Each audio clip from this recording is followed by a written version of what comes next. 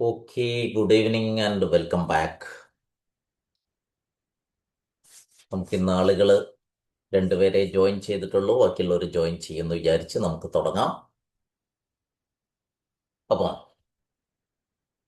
കഴിഞ്ഞ ഒരു ക്ലാസ്സിൽ നമ്മൾ തുടങ്ങി വെച്ച ന്യൂറോ സയൻസിന്റെ ബാക്കി ഭാഗത്തേക്കാണ് നമ്മൾ ഇന്ന് പോകുന്നത്.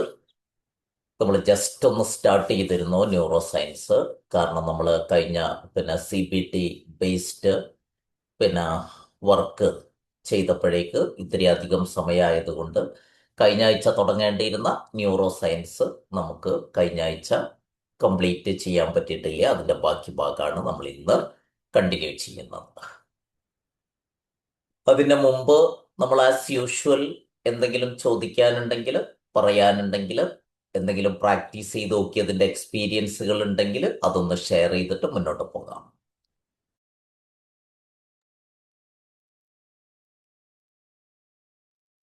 മോമൻജി, ഞാൻ ഈ ആഴ്ച ചെയ്യുന്നുണ്ടാവും നമ്മളുടെ മൂഡ് ഡിസൈനിങ്. ആ ഞാൻ എൻ്റെ ആ ഫ്രീ തെറപ്പി ഗ്രൂപ്പ് ഉണ്ട് പറഞ്ഞില്ലേ. ആ അപ്പൊ ആ കഴിഞ്ഞ ആഴ്ച ഞാൻ അയച്ചിട്ടുണ്ടായിട്ടില്ല. I you stuck in your story എന്ന് പറഞ്ഞിട്ടൊരു റൈറ്റപ്പ് അയച്ചിരുന്നില്ലേ? ആ ആ ആ ആ, ആ അപ്പൊ അതായിരുന്നു കഴിഞ്ഞ ആഴ്ച ചെയ്തത്. അപ്പൊ ആ അതിൽ കുറെ പേർക്ക് ആ പ്രശ്നമുണ്ട്. ആ അതായത് നമ്മുടെ തലയിൽ നമ്മൾ തന്നെ ഇങ്ങനെ റിപ്പീറ്റഡ്ലി പറയുന്ന കാര്യങ്ങളുണ്ടല്ലോ. ഉം, അപ്പൊ അതുകൊണ്ടാണ് അത് കഴിഞ്ഞ ആഴ്ച ചെയ്തു. അപ്പൊ അത് ഉം, ഓൾറെഡി കമ്മിറ്റ് ചെയ്തത് കൊണ്ട് മൂഡ് ഇത് ചെയ്യാൻ പറ്റിയില്ല. ഉം, അപ്പൊ ഉം. ഈ തേഴ്സ്ഡേക്ക് പറഞ്ഞിട്ടുണ്ട് മൂഡ് ഡിസൈൻ ഈ ആഴ്ച ചെയ്യുന്നു. ഓക്കെ ഈ ഓക്കെ ആഴ്ച ഞാൻ ചെയ്യാം. അപ്പൊ ഞാൻ അടുത്ത ആഴ്ച റിസൾട്ട് പറയാം. Okay. Thank thank you you മോമജി. Thank you. ഫൈൻ. വേറെ മറ്റാരെങ്കിലും എന്തെങ്കിലും ചെയ്തു നോക്കിയോ? ഏതെങ്കിലും നമ്മൾ പഠിക്കുന്ന കാര്യങ്ങൾ, അതല്ലെങ്കിൽ നമ്മൾ ആസ് യൂഷ്വൽ ക്ലാസ് ഇങ്ങനെ കേട്ടു പോവുക, നമ്മൾ അത് കഴിഞ്ഞിട്ട് നമ്മുടെ പണിയിലേക്ക് പോവുക, വീണ്ടും തിങ്കളാഴ്ച നമ്മൾ കേൾക്കുക, പിന്നെ ഗുഡ് ഈവനിങ്, ഒന്നും നമ്മൾ ചെയ്യാതിരിക്കുക, ഇത് വർക്ക് ചെയ്യാതിരിക്കുക. അങ്ങനെ ചെയ്താൽ നമ്മൾ ഒരു ഇൻ്റഗ്രേഷനും നടക്കില്ല. നമ്മൾ ഇന്ന് പറയാൻ പോകുന്ന മോഡ്യൂളിന്റെ ഒരു പ്രത്യേകത തന്നെ, ഹ്യൂമൻ ബ്രെയിനിന്റെ ഏറ്റവും വലിയ പ്രത്യേകത റിപ്പിറ്റേഷൻ ആണ്. അത് ഉപയോഗിക്കലാണ്, ഫോക്കസ് ചെയ്തിട്ട് നമ്മൾ വർക്ക് ചെയ്യലാണ്. അങ്ങനെ ചെയ്തെങ്കിൽ മാത്രമേ നമുക്ക് ഏത് പഠിക്കുന്ന കാര്യവും നമ്മുടേതായിട്ട് മാറുള്ളൂ. ഞാൻ എപ്പോഴും പറയാറുള്ളത് പോലെ, പണ്ട് സ്കൂളിൽ പഠിച്ചതുപോലെ ന്യൂട്ടന്റെ തിയറിയും മറ്റും ഒക്കെ നമ്മൾ പഠിച്ചിട്ട് ഇപ്പോഴും അത് ന്യൂട്ടൻ്റെത് തന്നെയാണ്, നമ്മളുടേതായിട്ടില്ല എന്ന് പറയാറുണ്ട്. ഇതുപോലെ നമ്മൾ ഇതുപോലുള്ള ടൂളുകൾ പരിശീലിച്ചു കഴിഞ്ഞാൽ നമുക്കത് വേണ്ട പോലെ ഉപകാരപ്പെടാതെ പോകും. സർ, നമ്മൾ കഴിഞ്ഞ ക്ലാസ്സിൽ കാറ്റസ്ട്രോഫ് നാലാമത്തെ ഒരു പോയിന്റ് സർ പറഞ്ഞിരുന്നു. അതായത് നമ്മൾ ആദ്യം ഫീൽ ചെയ്യുന്നു ബോഡിയിൽ, പിന്നെ നമ്മൾ ട്രിഗർ ചെയ്താണ് മനസ്സിലാക്കുന്നു, നമ്മൾ തോട്ട്സിനെ നമ്മൾ ചിന്തിക്കുന്നു, പിന്നെ നാലാമത്തെ ഒരു point identify cognitive distortions and mind reading എന്ന് പറഞ്ഞിട്ട്. ആ അത് അത് അത് സാറിന് ഒന്നും കൂടി ഒന്ന് പറഞ്ഞുതരാൻ പറ്റുമോ? അത് ആ അത്ര എനിക്ക് ക്ലിയർ ആയിട്ടില്ല, അത് വായിച്ചിട്ട് മനസ്സിലാവുന്നില്ല ആ ഒരു പോയിന്റ് മാത്രം. ഓക്കെ. നമ്മൾ ഈ കൊഗ്നിറ്റീവ് ഡിസ്റ്റോർഷൻസ് എന്ന് പറയുന്നത്, നമ്മൾ കൃത്യമായ തെളിവുകളില്ലാതെ, കൃത്യമായ പിന്നെ ബാക്കപ്പ് ഇല്ലാതെ നമ്മൾ വിശ്വസിച്ച് കൊണ്ടു നടക്കുന്ന കാര്യങ്ങളാണ്. അല്ലെങ്കിൽ പണ്ടാരോ പറഞ്ഞു കേട്ടത് കൊണ്ട്, ഒരനുഭവത്തിന്റെ അടിസ്ഥാനത്തിൽ, അല്ലെങ്കിൽ എപ്പോഴോ ചെയ്തത് കൊണ്ട് നമുക്ക് റിസൾട്ട് കിട്ടിയതിന്റെ അടിസ്ഥാനത്തിലൊക്കെ നമ്മൾ ഇത് ശരിയാണെന്ന് ധരിച്ചു പോയിട്ടുള്ള കാര്യങ്ങളാണ്. അത് ശരിയാണോ എന്ന് സാധാരണഗതിയിൽ നമ്മൾ ചെക്ക് ചെയ്യാതെ തുടർന്ന് വരുന്ന കാര്യങ്ങളാണ് പൊതുവെ കോഗ്നിറ്റീവ് ഡിസ്റ്റോർഷൻസ് എന്ന് പറയുന്നത്. നമ്മൾ കൃത്യമായിട്ട്, അപ്പൊ നമുക്ക് സാധാരണഗതിയിൽ തെറപ്പിസ്റ്റുകൾ എന്ന നിലക്ക് നമ്മളെപ്പോഴും ചെയ്യാറുള്ളത്, അതിൻ്റെ എവിഡൻസുകള്, തെളിവുകള്, ഇതൊക്കെ ചോദിച്ച് മനസ്സിലാക്കി ബോധ്യപ്പെടുത്തി കൊടുക്കുന്നതാണ്. ഇങ്ങനെ നമുക്ക് തെളിവുകളില്ലാതെ ഇപ്പോ ഒരിക്കൽ ഉണ്ടായ ഒരു അനുഭവത്തിന്റെ അടിസ്ഥാനത്തിൽ, അല്ലെങ്കിൽ നമുക്ക് എവിടുന്നെങ്കിലുമൊക്കെ കാര്യമാത്ര പ്രസക്തമായ ആളുകൾ പറഞ്ഞതിന്റെ അടിസ്ഥാനത്തിലൊക്കെ ശരിയാണെന്ന് നമ്മൾ ധരിച്ചു വെക്കുകയും, എന്നാൽ അത് നമ്മുടെ ലൈഫിന് സപ്പോർട്ടീവ് അല്ലാതിരിക്കുകയും ചെയ്യുന്ന കാര്യങ്ങളെയാണ് നമ്മൾ കോഗ്നിറ്റീവ് ഡിസ്റ്റോർഷൻസ് എന്ന് പറയുന്നത്. ഒരു ഉദാഹരണം പറയുകയാണെങ്കിൽ, ഇഷ്ടംപോലെ കാര്യങ്ങൾ നമുക്ക് ഉദാഹരണം പറയാറുണ്ട്. ഇപ്പോൾ നമുക്ക് പറയാറുണ്ടല്ലോ, ഇപ്പൊ എല്ലാവരും ഞാൻ പറയുന്നത് അംഗീകരിക്കണം, ഞാൻ ശരിയേ പറയുള്ളൂ, കാരണം ഞാൻ ശരിയെ പറയുള്ളൂ എന്ന് എനിക്കറിയാം, ഇതെല്ലാവരും അംഗീകരിക്കണം. ഇത് നമ്മളുടെ ഒരു കൊഗ്നിറ്റീവ് ഡിസ്റ്റോർഷൻ. അല്ലെങ്കിൽ ആർക്കും എന്നോട് സ്നേഹമില്ല. നമ്മൾ ചെക്ക് ചെയ്ത് നോക്കിയിട്ടുണ്ടാവില്ല ആരെങ്കിലും നമ്മളെ സ്നേഹിക്കുന്നുണ്ടോ എന്നുള്ളത്. ഓൾ ഓർ നത്തിങ് തിങ്കിങ് എന്നൊക്കെ പറയും. അല്ലെങ്കിൽ ഏതെങ്കിലും കാര്യങ്ങളുടെ അടിസ്ഥാനത്തിൽ നമ്മളൊന്ന് ചെയ്താലും ശരിയാവില്ല. ഇങ്ങനെയൊക്കെ നമ്മൾ കൊണ്ട് നടക്കുന്ന നമുക്ക് ഉപകാരപ്രദമല്ലാത്ത, എന്നാൽ നമുക്ക് എവിഡൻസുകൾ ഇല്ലാത്ത, അല്ലെങ്കിൽ നമ്മൾ ചെക്ക് ചെയ്ത് നോക്കിയിട്ടില്ലാത്ത നമ്മുടെ തന്നെ ചിന്തകളെയാണ്, നമ്മുടെ തന്നെ തലച്ചോറിന്റെ പ്രത്യേകതകളെയാണ് നമ്മൾ കോഗ്നിറ്റീവ് ഡിസ്റ്റോർഷൻസ് എന്ന് വിളിക്കുന്നത്. ക്ലിയർ ആയിട്ടുണ്ടോ? Yes, fine, sir. Fine. Okay, sir. Thank you. Good evening sir. Good Good evening all of you. ആദ്യമായിട്ടാണ് ഇങ്ങനത്തെ ഈ ക്ലാസ്സിൽ ഇരിക്കുന്നത് തോന്നുന്നത്. ഫസ്റ്റ് ക്ലാസ്സിലാണാണ്ട് ലൈവ് ഇരുന്നുള്ളൂ. പക്ഷെ ഇന്ന് വളരെ സന്തോഷമുണ്ട് ഇരിക്കാന്. എനിക്ക് വന്നുകൊണ്ടിരിക്കുന്ന ഒരു കേസായിരുന്നു. എന്താ, കുട്ടി അഡാപ്റ്റീവ് ചൈൽഡ് ആണ്. ഒരു ഡോക്ടറാണ് ആള്. എല്ലാ ഡിസിഷൻസും മദറാണ് എടുത്തു കൊടുക്കുക. And she is okay, satisfied, ഹാപ്പിയാണ് മദർ ഈ ഡിസിഷൻസ് ഒക്കെ എടുത്തു കൊടുക്കുന്നതിന്. മദർ എടുക്കുന്ന ഡിസിഷൻസ് ഫോളോ ചെയ്യാനാണ് കുട്ടിക്ക് ഇഷ്ടവും. അങ്ങനെ ഹാപ്പിയായി പോയിക്കൊണ്ടിരിക്കുന്ന ഒരാളായിരുന്നു. പക്ഷെ ഈ MBBS പഠിച്ചുകൊണ്ടിരിക്കുക ഒരു റിലേഷൻഷിപ്പിൽ പോയി ചാടുകയും അത് ഉമ്മക്ക് ഇഷ്ടമല്ല. അപ്പൊ ഉമ്മ സമ്മതിക്കുന്നില്ല. അങ്ങനെ ആകെ കുട്ടി പിന്നെ ഒരു നോർമൽ ഇതിലേക്ക് കൂടെ പോയിരുന്ന ഒരു കുട്ടി ഇപ്പൊ കുറെ സ്ക്രീന്, കുറെ റീൽസ്, അവളുടെ മൂഡ് അനുസരിച്ചുള്ള റീൽസുകൾ, ഒരു റീൽ അത് കണ്ടു കഴിഞ്ഞാൽ പിന്നെ അതിങ്ങനെ കുറെ സജഷൻസ് വരുമല്ലോ. അങ്ങനെ റീൽസിലേക്കും വായനയൊക്കെ നന്നായിട്ടുണ്ടായിരുന്ന കുട്ടി വായനയൊക്കെ കുറച്ചു. കംപ്ലീറ്റ്ലി ഒരു ഫുൾ ടൈം ഈ റീൽസ് കാണുക. അതുപോലെ ഹോസ്പിറ്റലിൽ വർക്ക് ചെയ്യുന്നിടത്തൊക്കെ ഡിസിഷൻ മേക്ക് ചെയ്യാൻ ഡിഫിക്കൽട്ട് ആണ്. ഒന്നെങ്കിൽ സീനിയർ ഡോക്ടേഴ്സിന്റെ അടുത്തോ ആരോടെങ്കിലും ചോദിച്ചിട്ട് വേണം തീരുമാനം എടുക്കാൻ. ഈവൻ ഒരു ഡ്രസ്സ് എടുക്കുമ്പോൾ വരെ അങ്ങനെ ആരെങ്കിലും ഒരു തീരുമാനം എടുത്ത് ചെയ്യുന്നതാണ് അവൾക്ക് ഇഷ്ടം. അവൾ അതിൽ ഹാപ്പി ആയിരുന്നു. അതിലൊരു പ്രോബ്ലം ആയിട്ട് കണ്ടിട്ടുണ്ടായിരുന്നില്ല. പ്രോബ്ലം ജനറേറ്റ് ആയത് ഈ ഒരു റിലേഷൻഷിപ്പ് നോ പറഞ്ഞപ്പോ എനിക്ക് അത് മതി എന്നുള്ള ഒരു കാര്യത്തിലെത്തി. അപ്പം ഈ ആളെ പറ്റി ചോദിച്ചു നോക്കുമ്പോൾ ഇയാൾക്ക് കുറച്ചൊരു NPD ട്രേറ്റ്സ്, ഈ കൂടെ പഠിച്ച ആളാണ്, സീനിയർ ആണ്, ഒരു NPD ട്രേറ്റ്സ് ഉള്ള ഒരാൾ.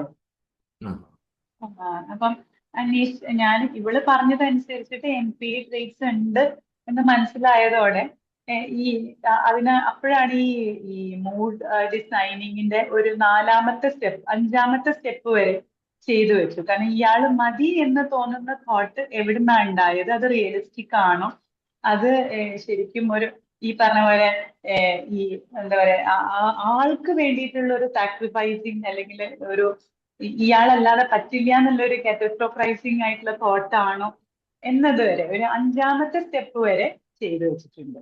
അത് കഴിഞ്ഞിട്ട് പിന്നെ ഞാൻ അവൾക്ക് 2 ദിവസം, ഇന്നലെയായിരുന്നു ഫൈനൽ വന്നിരുന്നത്. ഇനി ഇത് ചിന്തിച്ചിട്ട് വരാൻ പറഞ്ഞു. ഈ പറഞ്ഞ അത്രയും കാര്യങ്ങളൊന്ന് ആലോചിച്ച് ഇനി എന്ത് വേണം, ബാലൻസ്ഡ് ആണ് അടുത്തത് ചെയ്യാൻ വേണ്ടിയിട്ട് ഒരു പോസ് ചെയ്ത് അവിടെ വെച്ചിരിക്കുകയാണ്. പക്ഷെ അവള് ഭയങ്കര പോസിറ്റീവായിട്ടാണ്. എനിക്ക് ഭയങ്കര സന്തോഷം തോന്നി. ഓക്കെ, അപ്പൊ എന്തായാലും സന്തോഷം. ഇത് ഉപയോഗിക്കുന്നു എന്നുള്ളതിൽ, ഉപയോഗിച്ച് നോക്കുന്നു എന്നുള്ളതിൽ വളരെ വളരെ സന്തോഷം. ശരിക്കും സർ, നിശാന്തിയെ നമുക്ക് പണ്ടത്തെ പോലത്തെ ചിന്തകളും കാര്യങ്ങളൊക്കെ വരുമ്പോൾ അതിപ്പോ ഹാൻഡിൽ ചെയ്യാൻ പഠിച്ചിട്ടുണ്ട് ഈ ഒരു സാറിന്റെ ക്ലാസ്സോട് കൂടി. നമുക്ക് നമ്മളൊക്കെ തന്നെ ഒരു പീസ്ഫുൾ ഒരു മൈൻഡ് കിട്ടിയിട്ടുണ്ട് ഇപ്പൊ സർ. ഫൈൻ. നമുക്ക് ഉപകാരപ്പെടുന്നു എന്നുള്ളതാണ് ഏറ്റവും പ്രധാനപ്പെട്ട ഉപകാരം എന്ന് പറയുന്നത്. അത് വളരെ സന്തോഷം. ഓക്കെ ഓക്കെ അപ്പൊ കുറച്ചാളുകളൊക്കെ ഉപയോഗിച്ച് തുടങ്ങി, അതുപോലെ തന്നെ ഉപയോഗിക്കുന്നു. അതിൽ സ്വന്തം നിലക്കും നിങ്ങൾ കാണുന്ന കേസുകളിലും ഒക്കെ അത് പ്രയോജനപ്പെടുന്നു എന്നറിയുന്നതിൽ ഒരുപാട് ഒരുപാട് ഒരുപാട് സന്തോഷമുണ്ട്. ഈ ഇതിന്റെ പേര് സൂചിപ്പിക്കുന്നത് പോലെ തന്നെ ഈ ഇന്റഗ്രൽ ഓപ്റ്റിമിസം എന്ന് പറയുന്നത് വഴി നമുക്ക് ആർക്കെങ്കിലും ഒക്കെ കുറച്ച് ഓപ്റ്റിമിസം ഉണ്ടാക്കി കൊടുക്കാൻ പറ്റുകയാണെങ്കിൽ, അല്ലെങ്കിൽ നമുക്ക് തനിയെ അത് ഉണ്ടാക്കിയെടുക്കാൻ പറ്റുകയാണെങ്കിൽ അത് വലിയൊരു ഗുണമാണല്ലോ. പോസിറ്റീവ് സൈക്കോളജി എന്ന് പറയുന്നത് ലൈഫിനെ പോസിറ്റീവ് ആക്കുന്നതിന് നമ്മളെ ഹെൽപ്പ് ചെയ്യുന്നതാണ്. ഓക്കെ, അപ്പം സോ ഹാപ്പി. മറ്റുള്ള ആളുകളും നമ്മളോടൊപ്പം ഉണ്ടാവുമെന്നാണ് വിചാരിക്കുന്നത്, നിങ്ങൾ ഉപയോഗിക്കുന്നുണ്ടാവുമെന്നാണ് കരുതുന്നത്. പറ്റാവുന്ന ആളുകളൊക്കെ വീഡിയോയിൽ വരിക. നമുക്കിങ്ങനെ കാണുമ്പം ഒരു സുഖമാണല്ലോ, അങ്ങോട്ടും ഇങ്ങോട്ടും കാണുമ്പം കിട്ടുന്ന ഒരു സുഖം തന്നെ ഒരു പോസിറ്റീവ് എനർജിയാണ്. പോസിറ്റീവ് സൈക്കോളജിയുടെ ക്ലാസ്സിലെങ്കിലും ബുദ്ധിമുട്ടില്ലാത്ത ആളുകൾ പോസിറ്റീവായിട്ട് പിന്നെ വീഡിയോയിൽ വരിക. കാരണം നമുക്കിങ്ങനെ കണ്ടും മിണ്ടിയും ഒക്കെ മുന്നോട്ട് പോകുമ്പോൾ ഉണ്ടാകുന്ന ഒരു സുഖം അത് വേറൊരു സുഖമാണ് എന്നൊക്കെ പറഞ്ഞാൽ റൈറ്റ്. അതില് ഒരു കാര്യം കൂടെ പറയാൻ വിട്ടുപോയി. മീനാക്ഷി മാം അയച്ചിരുന്ന പോസിറ്റീവ് സൈക്കോളജിയുടെ ഒരു PDF അയച്ചിട്ടുണ്ടായിരുന്നില്ലേ? അതിലുള്ള ഒരു ഇത് ഞാൻ എടുത്തു.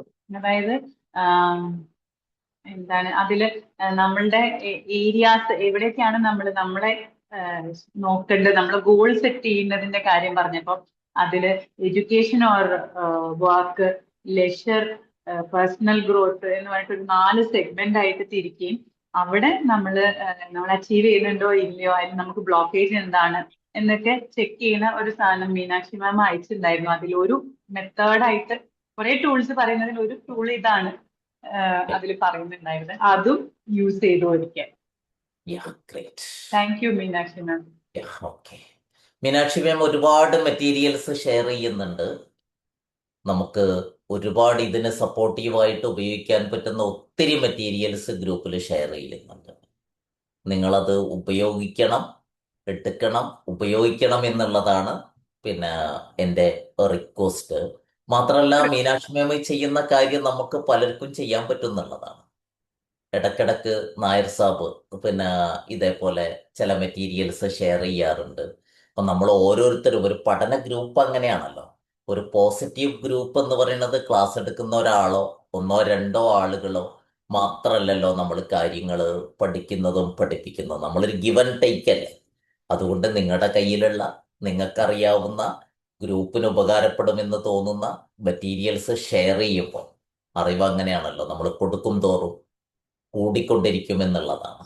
അത് ഒരുപക്ഷെ എൻ്റെ ക്ലാസ്സിൽ പങ്കെടുക്കുന്ന നിങ്ങൾക്ക് അതൊരു ധാരണ ഉണ്ടാവും. ഒന്നും പിടിച്ചു വെക്കാറില്ല. ഇതുവരെ കൊടുത്തിട്ട് എനിക്കൊരു നഷ്ടം ഉണ്ടായിട്ടില്ല. നമുക്ക് ആളുകൾക്ക് കൊടുത്തത് കൊണ്ട്, ഷെയർ ചെയ്തത് കൊണ്ട് ഇന്ന് വരെ ഒരു നഷ്ടം ഉണ്ടായിട്ടില്ല, ഒരുപാട് ലാഭം ഉണ്ടായിട്ടുണ്ട്. അപ്പം അങ്ങനെയാണ് ലേണിങ് നമുക്ക് പിന്നെ ഇമ്പ്രൂവ് ചെയ്യാൻ പറ്റുക, കൊടുത്തുകൊണ്ടാണ്. അപ്പം അങ്ങനെയൊക്കെ എല്ലാവരും ഇതിലേക്ക്, നമ്മൾ പറയാറില്ലേ സാധാരണഗതിയിൽ പിന്നെ ഒരു പ്രോഗ്രാമൊക്കെ നടത്തുമ്പോൾ സംഭാവനകൾ വളരെ പ്രധാനപ്പെട്ടതാണെന്ന് പറയാറുണ്ടല്ലോ. ഇതിലേക്ക് നിങ്ങൾ സംഭാവന ചെയ്യേണ്ടത് അറിവാണ്. വേറൊന്നും സംഭാവന ചെയ്യേണ്ടതില്ല, അറിവുകളാണ് സംഭാവന ചെയ്യേണ്ടത്. കാരണം ഇതുപോലുള്ള ഒരു ഗ്രൂപ്പിൽ പങ്കെടുക്കുന്ന ഓരോരുത്തരും എന്തെങ്കിലുമൊക്കെ മേഖലയിൽ ഇതുമായിട്ട് കണക്ട് ചെയ്ത് കഴിവുള്ളവരായിരിക്കും. അപ്പോൾ ആ കഴിവുകൾ മറ്റുള്ളവർക്ക് കൊടുക്കുമ്പോൾ ഒന്ന് നമ്മുടെ കഴിവ് വർദ്ധിക്കും. കാരണം മറ്റുള്ളവരെ നമ്മൾ ഒന്ന് സഹായിക്കുക കൂടിയാണ് അതുവഴി ചെയ്യുന്നത്. അത് ശരിക്ക് പോസിറ്റീവ് മനസ്സിൻ്റെ വളരെ പ്രധാനപ്പെട്ട ഒരു ലക്ഷണവുമാണ്. ഇൻ്റഗ്രൽ ഓപ്റ്റിമിസത്തിലെ വളരെ പ്രധാനപ്പെട്ട ഒരു സംഗതിയുമാണ്. ഓക്കെ. അപ്പൊ ഇത് നമുക്ക് ഞാന് 2019 മുതൽക്ക് അവരുടെ മെസ്സേജസ് എനിക്ക് വരുന്നുണ്ട്. അപ്പൊ അവരുടെ ഞാൻ പറഞ്ഞില്ലേ നോട്ടിംഗ്ഹാമിന്റെ അവരുടെ ഞാൻ ചെയ്തതാണ് പോസിറ്റീവ് സൈക്കോളജി കോഴ്സ്. അപ്പൊ അത് കഴിഞ്ഞ പിന്നെ അവരിൽ നമ്മൾ ജോയിൻ ചെയ്ത് കഴിഞ്ഞാൽ ന്യൂസ് ലെറ്റർ ഇങ്ങനെ വീക്ക്ലി ആണിത്. അത് ഓരോ പ്രാവശ്യം വരുമ്പോ ഇതുപോലെ പലതും ഡിഫറെന്റ് ആയിട്ട് വരും. അപ്പൊ അത് ശരിക്കും നല്ല ഇതാണ്. നമ്മൾ മെനക്കെട്ടിരുന്ന് നോക്കി വായിക്കുകയാണെങ്കിൽ അത് ശരിക്കും നല്ലതാ. നമ്മള് ശരിക്കും പറയുകയാണെങ്കിൽ ഇപ്പോഴും നമ്മളുടെ നാട്ടിൽ എത്തിയിട്ടില്ലാത്ത ചില റിസർച്ചും കാര്യങ്ങളൊക്കെ അവര് അപ് ടു ഡേറ്റ് ചെയ്ത് നമ്മളോട് പറയും. അപ്പൊ അത് നമ്മൾ തന്നെ അന്തിച്ചു പോവേ ഇങ്ങനെയും ഉണ്ടോന്ന്. അത് ശരിക്കും നല്ലതാ അത് വായിക്കുകയാണെന്നുണ്ടെങ്കിൽ. എന്തായാലും Nishana, thank you so much. അത് നിങ്ങൾക്ക് പ്രയോജനപ്പെട്ടു എന്നുള്ളത് ഒന്നും കൂടി എനിക്ക് അത് പോസ്റ്റ് ചെയ്യാനുള്ള ഒരു മോട്ടിവേഷൻ കൂടിയായി. അതാണ് എന്റെ സത്യം. Thank you so much. ഈ പറഞ്ഞത് ഒരു പ്രധാനപ്പെട്ട കാര്യമാണ്. പല റിസർച്ചുകളും നമ്മുടെ നാട്ടിൽ കാര്യമായിട്ടുള്ള റിസർച്ചുകൾ വളരെ വളരെ കുറവാണ്. നമ്മളിപ്പോഴും ഇന്ത്യക്കാരുടെ ഒരു രീതി, ആരുടെ അടുത്തുനിന്നെങ്കിലും ചെയ്തത് മുറിച്ചെടുത്തിട്ട് അതിൽ എന്തെങ്കിലുമൊക്കെ ആഡ് ചെയ്ത് ഡിലീറ്റ് ചെയ്ത് നമ്മുടേതാക്കി മാറ്റുക എന്നല്ലാതെ കൃത്യമായ റിസർച്ചുകൾ, ഏറ്റവും പുതിയ സംഗതികളെക്കുറിച്ചുള്ള പല റിസർച്ചുകളും നമ്മുടെ നാട്ടിൽ കാര്യമായിട്ട് നടക്കുന്നില്ല. പിന്നെ അങ്ങനെ റിസർച്ച് ചെയ്യാൻ കഴിവുള്ളവരൊക്കെ വിദേശത്ത് കുടിയേറുകൂടി ചെയ്യുന്നത് കൊണ്ട് നമുക്ക് അത്തരത്തിലുള്ള, കാരണം നമ്മുടെ യൂണിവേഴ്സിറ്റികളുടെ ഒക്കെ റിസർച്ച് പേപ്പറുകളുടെ ഒരു ഇത് നോക്കിക്കഴിഞ്ഞാൽ നമുക്ക് മനസ്സിലാവുന്നത് വളരെ കുറച്ച് മാത്രമാണ് നമ്മുടെ അവിടെ റിസർച്ചുകൾ നടക്കുന്നത്. ഈ പറഞ്ഞ വളരെ പ്രധാനപ്പെട്ട ഒരു കാര്യമാണ്. റീസെൻ്റ് ആയിട്ടുള്ള പല കാര്യങ്ങളും നമുക്ക് കിട്ടണമെങ്കിൽ വിദേശത്തുള്ള പലതുമായിട്ട് നമ്മൾ കണക്റ്റഡ് ആവണം. പലതും നമ്മൾ ആ രീതിയിൽ പ്രത്യേകിച്ചും നമുക്കതിന് സഹായകമായ വെബ്സൈറ്റുകളുണ്ട്, സഹായകമായ ഇത്തരത്തിൽപ്പെട്ട വിദേശ കോഴ്സുകൾ നമുക്ക് ചെയ്യാൻ പറ്റും. ഇപ്പൊ ബെക്ക് ഇൻസ്റ്റിറ്റ്യൂട്ടിന്റെ ഒക്കെ കോഴ്സുകൾ ഉണ്ട് കേട്ടോ. അത് ഇതിന്റെ കൂടെ പറയാണ്. ബെക്ക് ഇൻസ്റ്റിറ്റ്യൂട്ടിന്റെ CBT ബേസ് ചെയ്തുകൊണ്ടുള്ള ഓൺലൈൻ കോഴ്സുകളൊക്കെ ലഭ്യമാണ്. നമുക്ക് ഏറ്റവും റീസെന്റ് ആയിട്ടുള്ള CBTയുടെ കാര്യങ്ങളൊക്കെ നിങ്ങൾ ബെക്ക് ഇൻസ്റ്റിറ്റ്യൂട്ടിന്റെ പിന്നെ വെബ്സൈറ്റിൽ കയറി കഴിഞ്ഞാൽ അതിന്റെ കോഴ്സുകളൊക്കെ നമുക്ക് ചെയ്യാൻ പറ്റും. പിന്നെ നമുക്ക് ഈ ഉം, അത്യാവശ്യം വളരെ ചെറിയ പൈസക്ക് നിങ്ങൾക്ക് പൈസ കൊടുത്ത് ചെയ്യാതെ തന്നെ ചെയ്യാൻ പറ്റുന്ന, പരീക്ഷ എഴുതുന്നുണ്ടെങ്കിൽ മാത്രം ഒരു 500 രൂപ 1000 രൂപ ഒക്കെ കൊടുത്താൽ ചെയ്യാൻ പറ്റുന്ന കോഴ്സിറ പോലുള്ള പുതിയ കുറെ ചെറിയ ചെറിയ കോഴ്സുകൾ നമുക്ക് ലഭ്യമാണ്. അതുപോലെ ഉഡേമി പോലുള്ള പ്ലാറ്റ്ഫോമുകളിൽ കോഴ്സ് ലഭ്യമാണ്. ഇതിലൊക്കെ നമുക്ക് ഈ പറയുന്ന ഒത്തിരി കോഴ്സുകളുണ്ട് സമയമുണ്ടെങ്കിൽ. എന്നെ സംബന്ധിച്ചിടത്തോളം നേരത്തെ ഞാൻ ചെയ്തിരുന്നു, ഇപ്പൊ സമയമില്ലാത്തതുകൊണ്ട് അതിലേക്ക് തിരിഞ്ഞു നോക്കാൻ പറ്റാത്തത് കൊണ്ടാണ്. കാരണം നമുക്ക് കാര്യമായി പൈസയൊന്നും കൊടുക്കേണ്ടതില്ല, ടൈം മാത്രം ഇൻവെസ്റ്റ് ചെയ്താൽ മതി. ചില കോഴ്സുകളുടെ പ്രത്യേകത ഒരു മോഡ്യൂള് കംപ്ലീറ്റ് ചെയ്താലേ അടുത്ത മോഡ്യൂൾ നമുക്ക് കിട്ടും. ഒരു കോഡ് മോഡ്യൂൾ കംപ്ലീറ്റ് ചെയ്ത് അതിന്റെ ചെറിയൊരു ക്വസ്റ്റ്യനെയറൊക്കെ നമ്മൾ പിന്നെ ചെയ്ത് കഴിഞ്ഞാലാണ് അടുത്ത മോഡ്യൂൾ കിട്ടുക. പക്ഷെ റീസെന്റ് ആയിട്ടുള്ള ഏറ്റവും ഉഡേമിയിലൊക്കെ ആണെങ്കിൽ റീസെന്റ് ആയിട്ടുള്ള കുറേ റിസർച്ചുകളും പഠനങ്ങളും ഒക്കെ ബേസ് ചെയ്തുകൊണ്ടുള്ള കോഴ്സുകളൊക്കെ ലഭ്യമാണ്. ഇപ്പൊ സമയമുള്ളവർക്ക് അങ്ങനെയൊക്കെ നമുക്ക് നമ്മുടെ റിസോഴ്സുകൾ വർദ്ധിപ്പിക്കാൻ പറ്റും. പക്ഷെ എൻ്റെ റിക്വസ്റ്റ്, ഉപയോഗിക്കുന്നില്ലെങ്കിൽ നിങ്ങൾ പഠിക്കരുത് എന്നുള്ളത്.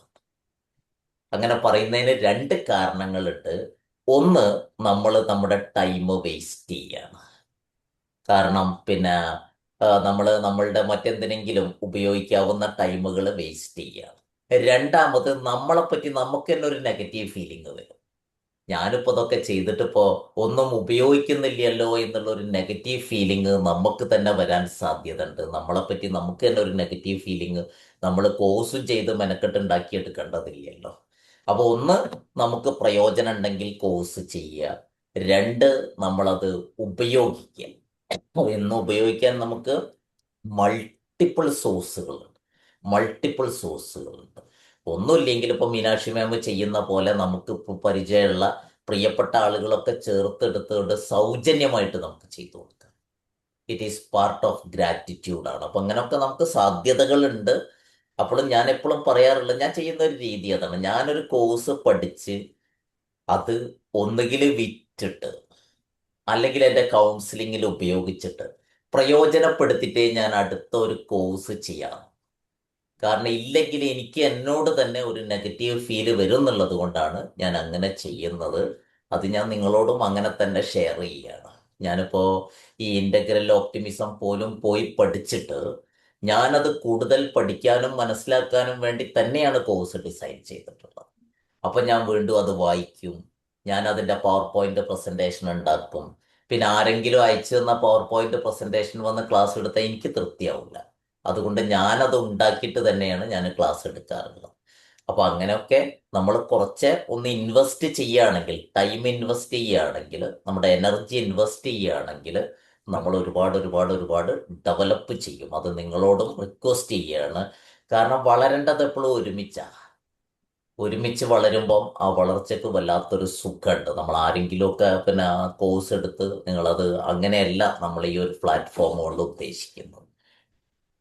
ഫൈൻ. ഒരു ഇതും കൂടി ഉണ്ട് മോമജി, സ്വയം എന്ന് പറഞ്ഞിട്ട്. അത് സ്വയം നമ്മുടെ സെൻട്രൽ ഗവൺമെന്റിന്റെയാണ്. ഇപ്പൊ പഠിക്കുന്ന ആൾക്കാർക്ക് അതിൽ ക്രെഡിറ്റ്സ് വരെ കിട്ടും. കിട്ടും. ഫ്രീ, പരീക്ഷ എഴുതി സർട്ടിഫിക്കറ്റ് വേണ്ടെങ്കിൽ ഫ്രീ ആണ്. ഫ്രീ ആണ്. പക്ഷേ 1000 രൂപയേ ഉള്ളൂ. അത് മാത്രമല്ല, ഇപ്പൊ 9 IITs അതിന്റെ കൂടെ കൂടിയിട്ടുണ്ട് നമ്മളുടെ ഇന്ത്യയിലല്ല. അപ്പൊ അതുകൊണ്ട് പലപ്പോഴും സർട്ടിഫിക്കറ്റ് നമ്മുടെ സെൻട്രൽ ഗവൺമെന്റിന്റെയും IITസിന്റെയും കൂടെയാണ് കിട്ടുക. അപ്പൊ നമ്മൾ IITയിൽ പഠിച്ചു എന്നുള്ള ഒരു പെരുമ കൂടി നമുക്ക് അതിന്റെ കൂടെ കിട്ടും. അതാണ് അതിന്റെ പ്രത്യേകത. മാത്രമല്ല നമ്മുടെ ഹമീദ് സാറിന്റെ ഒക്കെ കോഴ്സ് ഉണ്ടായിരുന്നു സ്വയത്തില്, കാലിക്കറ്റ് യൂണിവേഴ്സിറ്റിയുടെ എഡ്യൂക്കേഷൻ ഡിപ്പാർട്ട്മെന്റിൽ ഹമീദ് സാറിന്റെ ഒക്കെ കോഴ്സ് അതിൽ നമുക്ക് കാണാൻ പറ്റും. So there are a lot of chances എന്നുള്ളത്. ഇന്നത്തെ കാലത്ത് ഇഷ്ടം പോലെ അവസരങ്ങളുണ്ട്, ഇഷ്ടം പോലെ നമുക്ക് സെലക്ട് ചെയ്ത് ചെയ്യാൻ പറ്റുന്ന സംഗതികളുണ്ട്. അപ്പോൾ ഉപയോഗിക്കുക, സമയമുള്ളവരെ നന്നായിട്ട് ഉപയോഗിക്കുക, മറ്റുള്ളവർക്കും പ്രയോജനപ്പെടുക. അപ്പോൾ നമ്മൾ ഇന്നത്തെ മോഡ്യൂളിലേക്ക്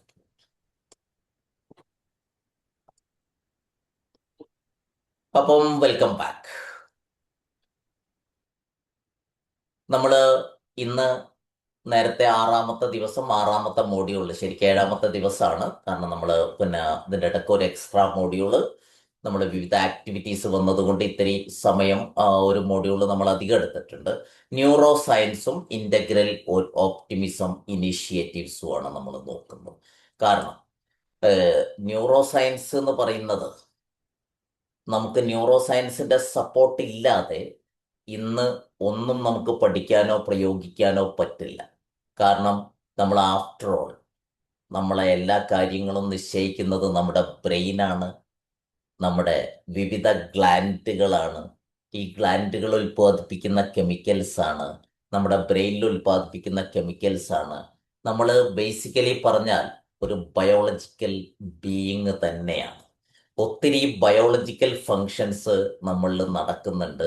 അതിനെ അവഗണിച്ചുകൊണ്ട് പണ്ട് പറഞ്ഞതുപോലെ നമ്മൾ വെറുതെ അഫർമേഷൻസ് പറഞ്ഞുകൊണ്ടോ, അതല്ലെങ്കിൽ വെറുതെ നമ്മൾ റിലാക്സേഷൻ ചെയ്തുകൊണ്ടോ, അല്ലെങ്കിൽ വെറുതെ നമ്മൾ പോസിറ്റീവ് ആയിട്ടുള്ള കാര്യങ്ങളെ പറ്റി ചിന്തിച്ചുകൊണ്ടോ മാത്രം മാറ്റം വരുത്താവുന്ന ഒരു രീതിയല്ല മനുഷ്യൻ്റേത്. അതുകൊണ്ട് ന്യൂറോ സയൻസ് കൂടി മനസ്സിലാക്കിക്കൊണ്ട് ബയോളജിക്കലായിട്ടുള്ള ഒരു അപ്രോച്ച് കൂടി നമ്മൾ ഒരുമിച്ച് ഉപയോഗിച്ചെങ്കിലേ നമുക്ക് റിസൾട്ട് കിട്ടുകയുള്ളൂ. പക്ഷെ ബ്രെയിന് വളരെ വളരെ ട്രെയിനബിൾ ആണ് എന്നുള്ളതാണ് ബ്രെയിനിൻ്റെ ഒരു പ്രത്യേകത.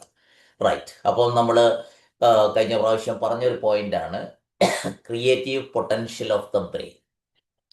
ബ്രെയിനെ നമുക്ക് ക്രിയേറ്റീവായിട്ട് നന്നായിട്ട് ഉപയോഗിക്കാൻ പറ്റും.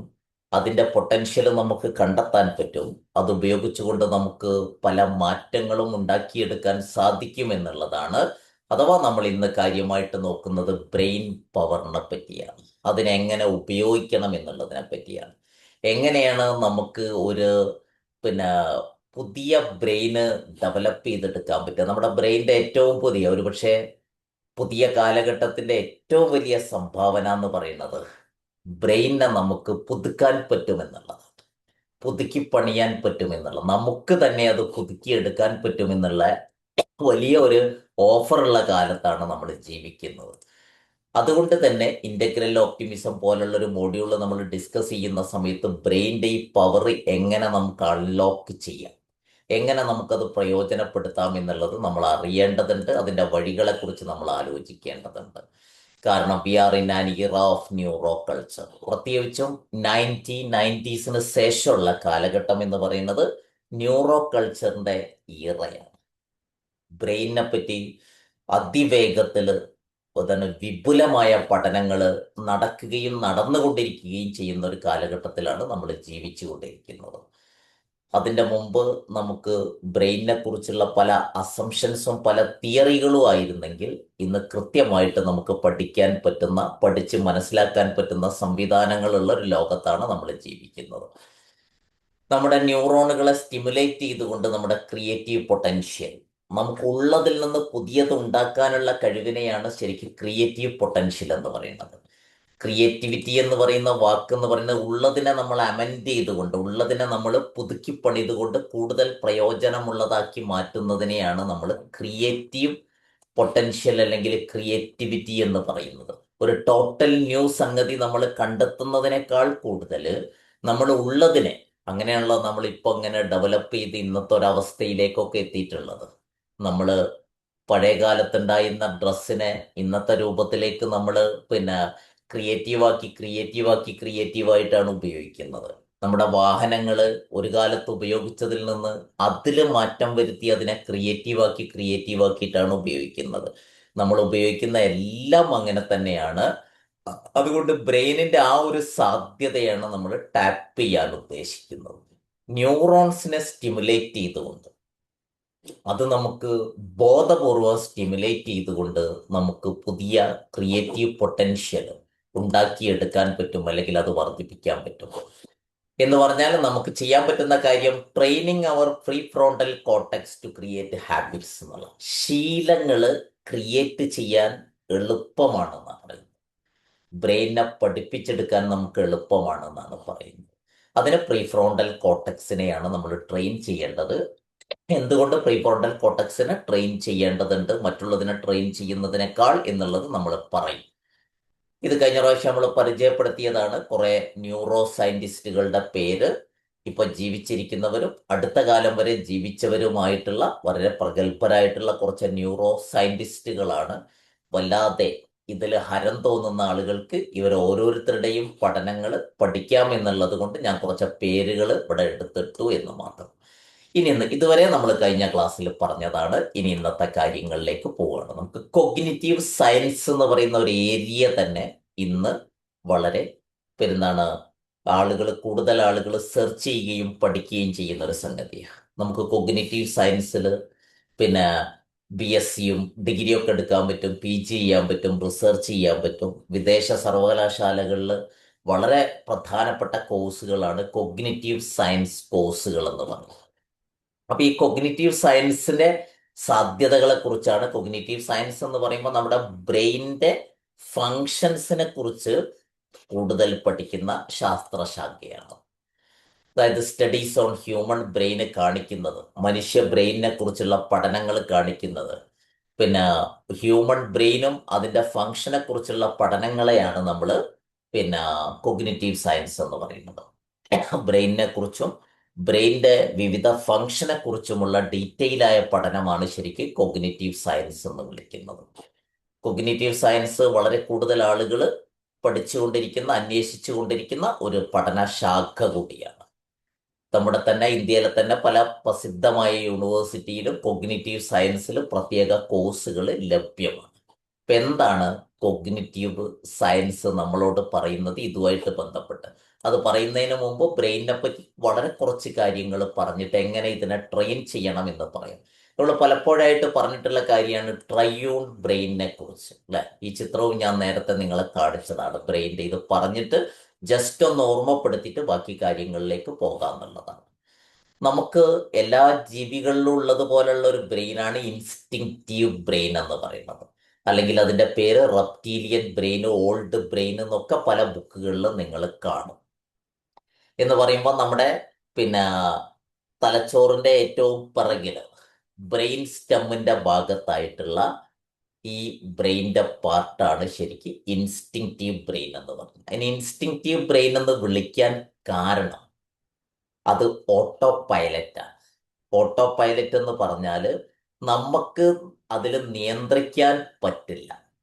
അതൊരു ഓട്ടോ മോഡിൽ പ്രവർത്തിച്ചു കൊണ്ടിരിക്കുന്നതാണ്. നമുക്കൊന്നും ചെയ്യാനില്ല. അത് അതിന്റെ പ്രവർത്തനങ്ങൾ എന്തൊക്കെയെന്നുള്ളത് അടുത്ത സ്ലൈഡിൽ പറയാം. അതിന് ഇൻസ്റ്റിങ്റ്റീവ് ബ്രെയിൻ എന്ന് പറയാൻ കാരണം നമുക്ക് നിയന്ത്രിച്ച് പ്രവർത്തിക്കാൻ പറ്റുന്ന രീതിയിലല്ല അത് പ്രവർത്തിക്കുന്നത് എന്നുള്ളത് കൊണ്ടാണ് ഞാൻ ഒരല്പം സ്ലോ ആയിട്ട് പറഞ്ഞു പോകുന്നത്. പൊതുവെ ബ്രെയിനിനെ പറ്റി പറയുന്ന സമയത്ത് ആളുകൾക്ക് പിന്നെ കുറച്ച് കൺഫ്യൂഷൻ ഉണ്ടാവാറുണ്ട്. കുറച്ച് ആളുകൾക്കെങ്കിലും കേട്ടുള്ള ആളുകൾക്ക് ബുദ്ധിമുട്ടുണ്ടാവില്ല. അതുകൊണ്ട് ആദ്യ ഭാഗം ഞാൻ കുറച്ച് സ്ലോ ആയിട്ട് ഡീറ്റെയിൽ ആയിട്ട് പറഞ്ഞു പോകാം. രണ്ടാമത്തെ നമ്മുടെ ബ്രെയിനിന്റെ പാർട്ട് ഇമോഷണൽ ബ്രെയിൻ ആണ്. വൈകാരിക ബ്രെയിന് എന്ന് നമ്മൾ പറയുന്ന നമ്മുടെ ഇമോഷണൽ ബ്രെയിൻ. ഇത് ഈ പാലൂട്ടി വളർത്തുന്ന എല്ലാ ജീവികളിലും ഈ ബ്രെയിൻ ഉണ്ട് എന്നുള്ളതാണ്. അതുകൊണ്ട് ഇതിന്റെ പേര് മമ്മേലിയൻ ബ്രെയിൻ എന്നൊരു പേരുണ്ട്. അല്ലെങ്കിൽ നമ്മൾ കേട്ട് പരിചയിച്ചത് ലിംബിക് സിസ്റ്റം എന്നുള്ളതാണ് ഈ ഇമോഷണൽ ബ്രെയിൻ. ഇത് നമ്മള് ഗർഭാശയത്തില് നമ്മുടെ ബ്രെയിന് ഡെവലപ്പ് ചെയ്ത് തുടങ്ങുമ്പം തന്നെ നമ്മളിൽ ഡെവലപ്പ് ചെയ്ത് തുടങ്ങുന്നതാണ് ഇമോഷണൽ ബ്രെയിൻ. അതേപോലെ തന്നെ ജന്മനാ കിട്ടുന്നതാണ് ഈ രണ്ട് ബ്രെയിനുകളും. ഇൻസ്റ്റിങ്റ്റീവ് ബ്രെയിൻ ഓൾറെഡി നമുക്ക് പിന്നെ ബ്രെയിൻ ഡെവലപ്പ് ചെയ്ത് തുടങ്ങുന്നതോടുകൂടി നമ്മളിലുണ്ട്. അതുകൊണ്ടാണ് നമ്മുടെ പിന്നെ കുഞ്ഞിന്റെ ശരീരത്തിലെ ആന്തരാവയവങ്ങളൊക്കെയും നോർമലായി പ്രവർത്തിക്കുന്നതും മറ്റ് ഡെവലപ്മെന്റുകൾ നടത്തുന്നതും. ഇമോഷൻസും അങ്ങനെ തന്നെയാണ് ജന്മന ഉണ്ടാവുന്നതാണ്. എന്നാൽ മനുഷ്യനിൽ മാത്രമുള്ള ഇത് ഇൻസ്റ്റിങ്റ്റീവ് ബ്രെയിൻ എല്ലാത്തിലും ഉണ്ട്. ജീവനുള്ള എല്ലാ ജീവികളിലും ഇൻസ്റ്റിങ്റ്റീവ് ബ്രെയിൻ ഉണ്ട്. ഇമോഷണൽ ബ്രെയിന് മമ്മേലിയൻ മുതൽ, അതായത് പിന്നെ മാമൽസ് മുതൽ, പാലൂട്ടി വളർത്തുന്ന ജീവികൾ മുതൽ അങ്ങോട്ടാണ് ഈ ബ്രെയിൻ ഉള്ളത്. എന്നാൽ മനുഷ്യന്മാരിൽ മാത്രം ഡെവലപ്പ് ചെയ്തിട്ടുള്ള ബ്രെയിനാണ് തിങ്കിങ് ബ്രെയിൻ, അല്ലെങ്കിൽ ഇതിന് നിയോ കോർട്ടക്സ് അല്ലെങ്കിൽ ന്യൂ ബ്രെയിൻ ഇത് നമ്മൾ ഓൾഡ് ബ്രെയിൻ എന്ന് പറഞ്ഞു, ഇതിനെ ന്യൂ ബ്രെയിൻ എന്ന് പറഞ്ഞു. എന്തുകൊണ്ട് ഈ ഓൾഡ് ബ്രെയിൻ ന്യൂ ബ്രെയിൻ എന്ന് പറയുന്നു എന്ന് വെച്ചാൽ ഇവല്യൂഷണറി സയൻസിന്റെ ഇവല്യൂഷൻ വെച്ച് നോക്കുന്ന സമയത്ത് നമ്മളിങ്ങനെ ഇവല്യൂഷൻ ചെയ്ത് പരിണമിച്ചുണ്ടായ സമയത്ത് അത് നിലനിർത്തി പോകുന്നതാണ് ഇൻസ്റ്റിങ്റ്റീവ് ബ്രെയിൻ. പരിണാമത്തിന്റെ ഭാഗമായിട്ട് ഡെവലപ്പ് ചെയ്ത് വന്നതാണ് ഇമോഷണൽ ബ്രെയിനും തിങ്കിങ് ബ്രെയിനും. അതിൽ തിങ്കിങ് ബ്രെയിന് മനുഷ്യനിൽ മാത്രമാണ് ഡെവലപ്പ് ചെയ്തിട്ടുള്ളത്. ഇങ്ങനെ ബ്രെയിനിന്റെ 3 പാർട്ടുകൾ നമ്മളെ സംബന്ധിച്ചിടത്തോളം പ്രധാനപ്പെട്ടതാണ്. അതിൽ നമുക്ക് ഈ നമ്മുടെ മോഡ്യൂളുമായിട്ട് കണക്ട് ചെയ്തുകൊണ്ട് നമുക്ക് ആവശ്യമുള്ളത് തിങ്കിങ് ബ്രെയിനെ എങ്ങനെ നമുക്ക് ട്രെയിൻ ചെയ്യാം എന്നുള്ളതാണ്. ഇതേക്കുറിച്ച് കൂടുതൽ ഈ ട്രയോൺ ബ്രെയിനെ കുറിച്ച് കൂടുതൽ അറിയണമെങ്കിൽ ഇദ്ദേഹത്തെ പഠിച്ചാൽ മതി. പോൾ ഡൊണാൾഡ് മക്ലീൻ, ഇദ്ദേഹമാണ് ട്രയോൺ ബ്രെയിൻ എന്ന് പറയുന്ന ഒരു കോൺസെപ്റ്റ് അവതരിപ്പിച്ചതും ഇതേക്കുറിച്ച് കൂടുതൽ പഠനങ്ങൾ നടത്തിയതും ഇദ്ദേഹമാണ്. ഇപ്പോൾ കൂടുതൽ ട്രയോൺ ബ്രെയിനിനെ കുറിച്ച് നിങ്ങൾക്ക് അറിയണമെന്നുണ്ടെങ്കിൽ ഇദ്ദേഹത്തെ ഗൂഗിൾ ചെയ്യാവുന്നതാണ്. ട്രയോൺ ബ്രെയിന് നമുക്ക് ഡീറ്റെയിൽ ആയിട്ട് ഗൂഗിളിൽ പഠിച്ചെടുക്കാനും പറ്റുന്നതാണ്. അത്യാവശ്യം വേണ്ട കാര്യങ്ങൾ നമ്മളിവിടെ പഠിക്കുകയും ചെയ്യുന്നുണ്ട്. അപ്പോൾ ഈ ട്രയോൺ ബ്രെയിൻ തിയറി അത് ഡെവലപ്പ് ചെയ്തത് ഇദ്ദേഹമാണ്, മക്ലീനാണ്. എന്താണ് ഈ ട്രയോൺ ബ്രെയിൻ തിയറി എന്ന് നമുക്കൊന്ന് നോക്കാം. ഇതാണ് ലിസാർഡ് ബ്രെയിന്. ഈ ചുവപ്പ് ഭാഗത്ത് നമ്മുടെ ബ്രെയിൻ സ്റ്റമ്മിനോട് ഇതിന്റെ പ്രധാനപ്പെട്ട പണി ഇതാണ്. ഇതിൽ വരുന്ന 2 ഭാഗങ്ങൾ ബ്രെയിൻ സ്റ്റമ്മും സെറിബെല്ലുമാണ്. ഒന്ന് ഫൈറ്റ് ഓർ ഫ്ലൈറ്റ് ആണ്. ഒന്നുകിൽ നമ്മൾ ഒരു പ്രശ്നം ഉണ്ടായാൽ ഫൈറ്റ് ചെയ്ത് നിൽക്കുക, അല്ലെങ്കിൽ നമ്മൾ ഫ്ലൈറ്റ് ചെയ്ത് രക്ഷപ്പെടുക എന്നുള്ളത്. ഇത് നമ്മൾ മാത്രമല്ല എല്ലാ ജീവികളും ചെയ്യുന്നതാണ്. ഒരു പാമ്പ്, ഈ ലിസാർഡ് ബ്രെയിന് മാത്രമുള്ള ജീവിയാണ് പാമ്പ്. മാമൽ ലിംബിക് സിസ്റ്റം അതിൽ ഡെവലപ്പ് ചെയ്തിട്ടില്ല. പാമ്പിനെ നമ്മൾ ചവിട്ടിയാൽ അത് ഓഫ് കോഴ്സ് നമ്മളോട് ഫൈറ്റ് ചെയ്യും, നമ്മളെ കടിക്കും. മിക്കവാറും നമ്മളെ കണ്ടാൽ ഓടി രക്ഷപ്പെടാനാണ് അത് നോക്കുക. ഇതെല്ലാ ജീവികളിലും ഉണ്ട്. നമ്മളും ഇങ്ങനെ തന്നെയാണ്. ഒരു സാഹചര്യത്തിൽ ഒന്നുകിൽ ഫൈറ്റ് ചെയ്ത് നിൽക്കും, അല്ലെങ്കിൽ ഫ്ലൈറ്റ് ചെയ്ത് നിൽക്കും. അതിന് നമ്മളെ സഹായിക്കുന്നത് ലിസാർഡ് ബ്രെയിൻ ആണ്. ഇതിന്റെ മറ്റൊരു പേരാണ് സർവൈവൽ ബ്രെയിൻ എന്ന് പറയും. അതുപോലെ കാരണം ഫിസിക്കൽ സർവൈവൽ, നമ്മുടെ ഹാർട്ടിന്റെ പ്രവർത്തനം, അതേപോലെ തന്നെ നമ്മുടെ റെസ്പിറേറ്ററി സിസ്റ്റത്തിന്റെ പ്രവർത്തനം, നമ്മുടെ സെക്ഷുവൽ ഇൻസ്റ്റിങ്ക്റ്റ്, ഇതൊക്കെ വർക്ക് ചെയ്യുന്നത് യഥാർത്ഥത്തിൽ ഈ ബ്രെയിൻ. അതുകൊണ്ടാണ് നമ്മളിൽ മാത്രമല്ല എല്ലാ ജീവികളിലും റീപ്രൊഡക്ഷനും കാര്യങ്ങളൊക്കെ നടക്കുന്നത് ഈ ബ്രെയിനുള്ള എല്ലാ ജീവികളിലും അത് നടക്കുന്നു എന്നുള്ളതാണ്. ഇത് നേരത്തെ പറഞ്ഞ പോലെ ഓട്ടോ പൈലറ്റാ, നമുക്ക് നിയന്ത്രിക്കാൻ പറ്റൂല, ഓട്ടോമാറ്റിക്കലി സംഭവിച്ചുകൊണ്ടിരിക്കുന്നുള്ളതാണ്. എന്നാൽ മാമൽ ബ്രെയിനിലേക്ക് ലിംബിക് സിസ്റ്റത്തിലേക്ക് വരുന്ന സമയത്ത് ഇവിടെ പ്രധാനമായിട്ട് 3 കാര്യങ്ങളാണ് നടക്കുന്നത്. ഒന്ന് ഇമോഷൻസ്, 2 മെമ്മറീസ്, 3 ഹാബിറ്റ്സ്.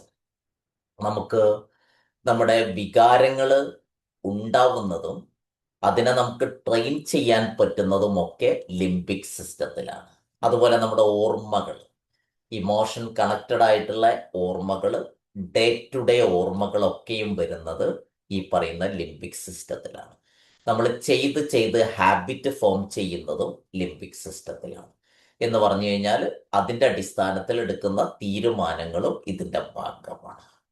ഇതൊക്കെ സാധാരണഗതിയിൽ എല്ലാ ജീവികളിലും ഉണ്ട്. ഇമോഷൻസ് ഉണ്ട് എല്ലാ ജീവികളിലും ചെറിയ രീതിയിലുള്ള, നമ്മൾ അത്ര ഡെവലപ്ഡ് അല്ലെങ്കിലും ഓർമ്മകളുണ്ട്, ശീലങ്ങളുണ്ട്. അതുകൊണ്ടാണല്ലോ ഇപ്പോൾ ഒരു നായ, നമ്മൾ വളർത്തുന്ന ഒരു നായ നമ്മളെ കാണുന്ന സമയത്ത് നായ നമ്മളുമായി ബന്ധപ്പെട്ട കാര്യങ്ങൾ ഓർക്കുകയും നമ്മളുമായിട്ട് കൂടുതൽ അടുപ്പം കാണിക്കുകയും ഒക്കെ ചെയ്യുന്നതിൻ്റെ കാരണം ഈ ലിംബിക് സിസ്റ്റത്തിൽ ഇമോഷൻസുമായിട്ട് കണക്ട് ചെയ്ത മെമ്മറീസും ഹാബിറ്റ്സും ഒക്കെ ഉണ്ട് എന്നുള്ളത് കൊണ്ടാണ്. എന്നാൽ നമുക്ക് മാത്രമുള്ള നിയോ കോർട്ടക്സ്, ഹ്യൂമൻ ബ്രെയിൻ എന്ന് മറ്റൊരു പേരുണ്ട് അതിന്. അതിൻ്റെ പ്രത്യേകത ലാംഗ്വേജ്, ഭാഷ അറിയപ്പെട്ടിടത്തോളം ഉപയോഗിക്കാൻ പറ്റുന്നത് നമുക്ക് മാത്രമാണ്. അബ്സ്ട്രാക്റ്റ് തോട്ട്, ഒരു സംഗതി കാണാതെ തന്നെ നമുക്ക് അതേപ്പറ്റി പഠിക്കാനും ചിന്തിക്കാനും പറ്റുന്ന കഴിവ് നമുക്ക് മാത്രമാണ്. ഇമേജിനേഷൻ, സങ്കല്പിച്ചുകൊണ്ട് എന്തും ചെയ്യാനുള്ള കഴിവ് നമുക്ക് മാത്രമാണ്. കോൺഷ്യസ്നസ്, ബോധപൂർവം അവബോധത്തോടു കൂടി പെരുമാറാൻ പറ്റുന്നത് നമുക്ക് മാത്രമാണ്. റീസൺസും റേഷണലൈസസും ഒക്കെ നടക്കുന്നത് നമുക്കൊരു കാര്യത്തെ നമുക്ക് കാര്യകാരണ സഹിതം ചിന്തിക്കാൻ പറ്റുന്നത്, ഒരു സംഗതി കേട്ടാൽ അതിൻ്റെ ഗുണവും ദോഷങ്ങളും റേഷണലൈസ് ചെയ്യാൻ പറ്റുന്നത് ഒക്കെ ഈ ബ്രെയിനിൻ്റെ ഭാഗമാണ്. അപ്പോൾ നമ്മൾ ഫോക്കസ് ചെയ്യാൻ പോകുന്നത് ഇന്ന് ഈ ഹ്യൂമൻ ബ്രെയിനിൻ്റെ പാർട്ടാണ്. ഇതിനെ എങ്ങനെ ട്രെയിൻ ചെയ്യാം എന്നുള്ളതാണ്. അപ്പൊ ഇതാണ് 3 ബ്രെയിനുകളും അതിൻ്റെ ഫങ്ഷനും എന്നുള്ളത് മനസ്സിലാക്കി വെക്കുക. ഒന്നുകൂടി കുറച്ചുകൂടി കൃത്യമായിട്ട് പറഞ്ഞാൽ, ഫിസിക്കൽ സർവൈവൽ എന്ന് പറയുന്ന സമയത്ത് റെസ്പിറേഷൻ പറഞ്ഞത് തന്നെ ഇവിടെ നിന്ന് ആവർത്തിക്കുകയാണ്. നമ്മുടെ ശ്വസനം, അതേപോലെ തന്നെ ഡൈജഷൻ ദഹനം, അതുപോലെ തന്നെ റീപ്രൊഡക്ഷൻ, ഇതൊക്കെ നടക്കുന്നത് ലിസാർഡ് ബ്രെയിനിന്റെ ഭാഗമായിട്ട്. ഇത് നമ്മളിൽ മാത്രമല്ല എല്ലാ ജീവികളിലും നടക്കുന്നത്. ഇവിടെ നമുക്ക് 2 പാർട്ടുകളുണ്ട്. പിന്നെ ലിംബിക് സിസ്റ്റവുമായി ബന്ധപ്പെട്ട് നമുക്ക് പരിചിതമായി കേട്ട് പരിചയമുള്ള ഭാഗമാണ്. ഒന്ന് അമിഗ്ഡാലയാണ്, അതേപ്പറ്റി പറയാം. 2 ഹിപ്പോ ക്യാമ്പസ് ആണ്. ഈ 2 പാർട്ടുകൾ നമുക്ക് ആവശ്യമുള്ളതാണ്, അമിഗ്ഡാല അതേപോലെ തന്നെ ഹിപ്പോ ക്യാമ്പസ്. കാരണം ഇത് രണ്ടും നമുക്ക് എഗെയിൻ ട്രെയിൻ ചെയ്യാൻ പറ്റുന്നതാണ് എന്നുള്ളതാണ്. ഇവിടെ ഉള്ളതിനെ നമുക്ക് ട്രെയിൻ ചെയ്യാനോ ഇത് നമുക്ക് മെച്ചപ്പെടുത്തിയെടുക്കാൻ പറ്റും. പിന്നെ അതേ സമയത്ത് ട്രെയിൻ ചെയ്തെടുക്കാനോ നമുക്കിഷ്ടമുള്ളപ്പോൾ നിർത്താനോ നമുക്കിഷ്ടമുള്ളപ്പോൾ തുടങ്ങാനോ ഒന്നും പറ്റില്ല. പക്ഷെ ഇവിടെ നമുക്ക് ട്രെയിൻ ചെയ്യാൻ പറ്റും, അമിഗ്ഡാലയും ഹിപ്പോ ക്യാമ്പസും. ഇത് എന്തിനാന്നുള്ളത് പറയാം, എന്താന്നുള്ളത് പറയാം. നമുക്ക് മൈൻഡ്ഫുൾനെസ് ധാരാളം കേൾക്കുന്ന വാക്കാണ്. ഇത് നമ്മുടെ ഹ്യൂമൻ ബ്രെയിൻ അല്ലെങ്കിൽ നമ്മുടെ നിയോ കോർട്ടക്സുമായി കണക്റ്റഡ് ആണ്. തോട്ട്ഫുൾ റെസ്പോൺസ്, നമ്മൾ ചിന്തിക്കാതെ റെസ്പോണ്ട് ചെയ്യുന്നത് പിന്നെ ലിംബിക് സിസ്റ്റത്തിൽ നിന്നാണ്, മാമ്മൽ ബ്രെയിനിൽ നിന്നാണ്. ചിന്തിച്ച് റെസ്പോണ്ട് ചെയ്യുന്നത് ഹ്യൂമൻ ബ്രെയിനിൽ നിന്നാണ്. അതുകൊണ്ടാണ് നമുക്കത് ട്രെയിനബിൾ ആയിട്ട് മാറും.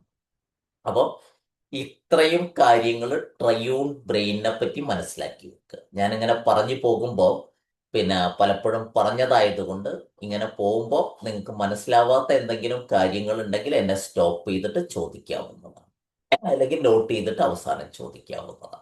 2 പാർട്ടുകളെ പറ്റി നമ്മൾ പറഞ്ഞു. ഒന്ന് അമിഗ്ഡാല. അമിഗ്ഡാല എന്ന് പറയുന്നത് ലിംബിക് സിസ്റ്റത്തിൽ നമ്മളുടെ പിന്നെ ഈ ബ്രെയിൻ സ്റ്റെമ്മിന്റെ മുകളിൽ വളരെ ചെറിയൊരു പാർട്ടാണ്. പക്ഷെ ഈ പാർട്ട് ചെയ്യുന്ന പണി എന്ന് പറയുന്നത് connect events with feelings or emotions. നമ്മുടെ പിന്നെ ജീവിതത്തിൽ ഉണ്ടാവുന്ന എല്ലാ സിറ്റുവേഷൻസിനെയും ഫീലിങ്സുമായി കണക്ട് ചെയ്യുന്നു, ഇമോഷൻസുമായി കണക്ട് ചെയ്യുന്നു. ഫീലിങ്സ് എന്ന് പറയുന്നത് നമുക്ക് സമയാസമയങ്ങളിൽ പെട്ടെന്നുണ്ടാകുന്ന പിന്നെ തോന്നലുകളാണ്. ഇമോഷൻസ് എന്ന് പറയുന്നത് നീണ്ടു നിൽക്കുന്ന വികാരങ്ങളാണ്. ഇത് രണ്ടിനെയും കണക്ട് ചെയ്യുന്നത് അമിഗ്ഡാലയാണ്. ഇപ്പൊ ഫോർ എക്സാമ്പിൾ, ഇപ്പോ എനിക്ക് ഇഷ്ടമുള്ള ഒരാളെ കണ്ടാൽ വളരെ വേഗത്തിൽ ഹാപ്പിനെസ് എന്നിൽ ഉണ്ടാക്കുന്നതിന് അത് പെട്ടെന്ന് എൻ്റെ മെമ്മറിയുമായി കണക്ട് ചെയ്യുന്നത് അമിഗ്ഡാലയാണ്. എന്ന് പറയുമ്പോൾ ഇഷ്ടമുള്ള ഒരാളെ കാണുന്ന സമയത്ത് നമ്മുടെ ഹൈപ്പോതലാമസ് അത് തിരിച്ചറിയുകയും അത് അമിഗ്ഡാലയുമായി കണക്റ്റഡ് ആവുകയും അങ്ങനെ അമിഗ്ഡല നമുക്ക് അത് ഇമോഷണൽ കണക്ഷനിലേക്ക് കൊണ്ടുപോവുകയും എനിക്ക് വളരെ വേഗത്തിൽ സന്തോഷം ഉണ്ടാക്കി തരികയും ചെയ്യും. ഇതുപോലെ തന്നെയാണ് എനിക്ക് ഇഷ്ടമില്ലാത്തൊരു സംഗതിയാണെങ്കിൽ വളരെ വേഗത്തിൽ അത് ഇഷ്ടമില്ലാത്ത അതുമായി ബന്ധപ്പെട്ട നേരത്തെ സംഭവിച്ച ഒരു ഈവൻറ്റുമായിട്ട് കണക്ട് ചെയ്യുകയും അങ്ങനെ എനിക്ക് നെഗറ്റീവ് ഇമോഷനിൽ എന്നിൽ പ്രൊഡ്യൂസ് ചെയ്യുകയും ചെയ്യുന്നത്.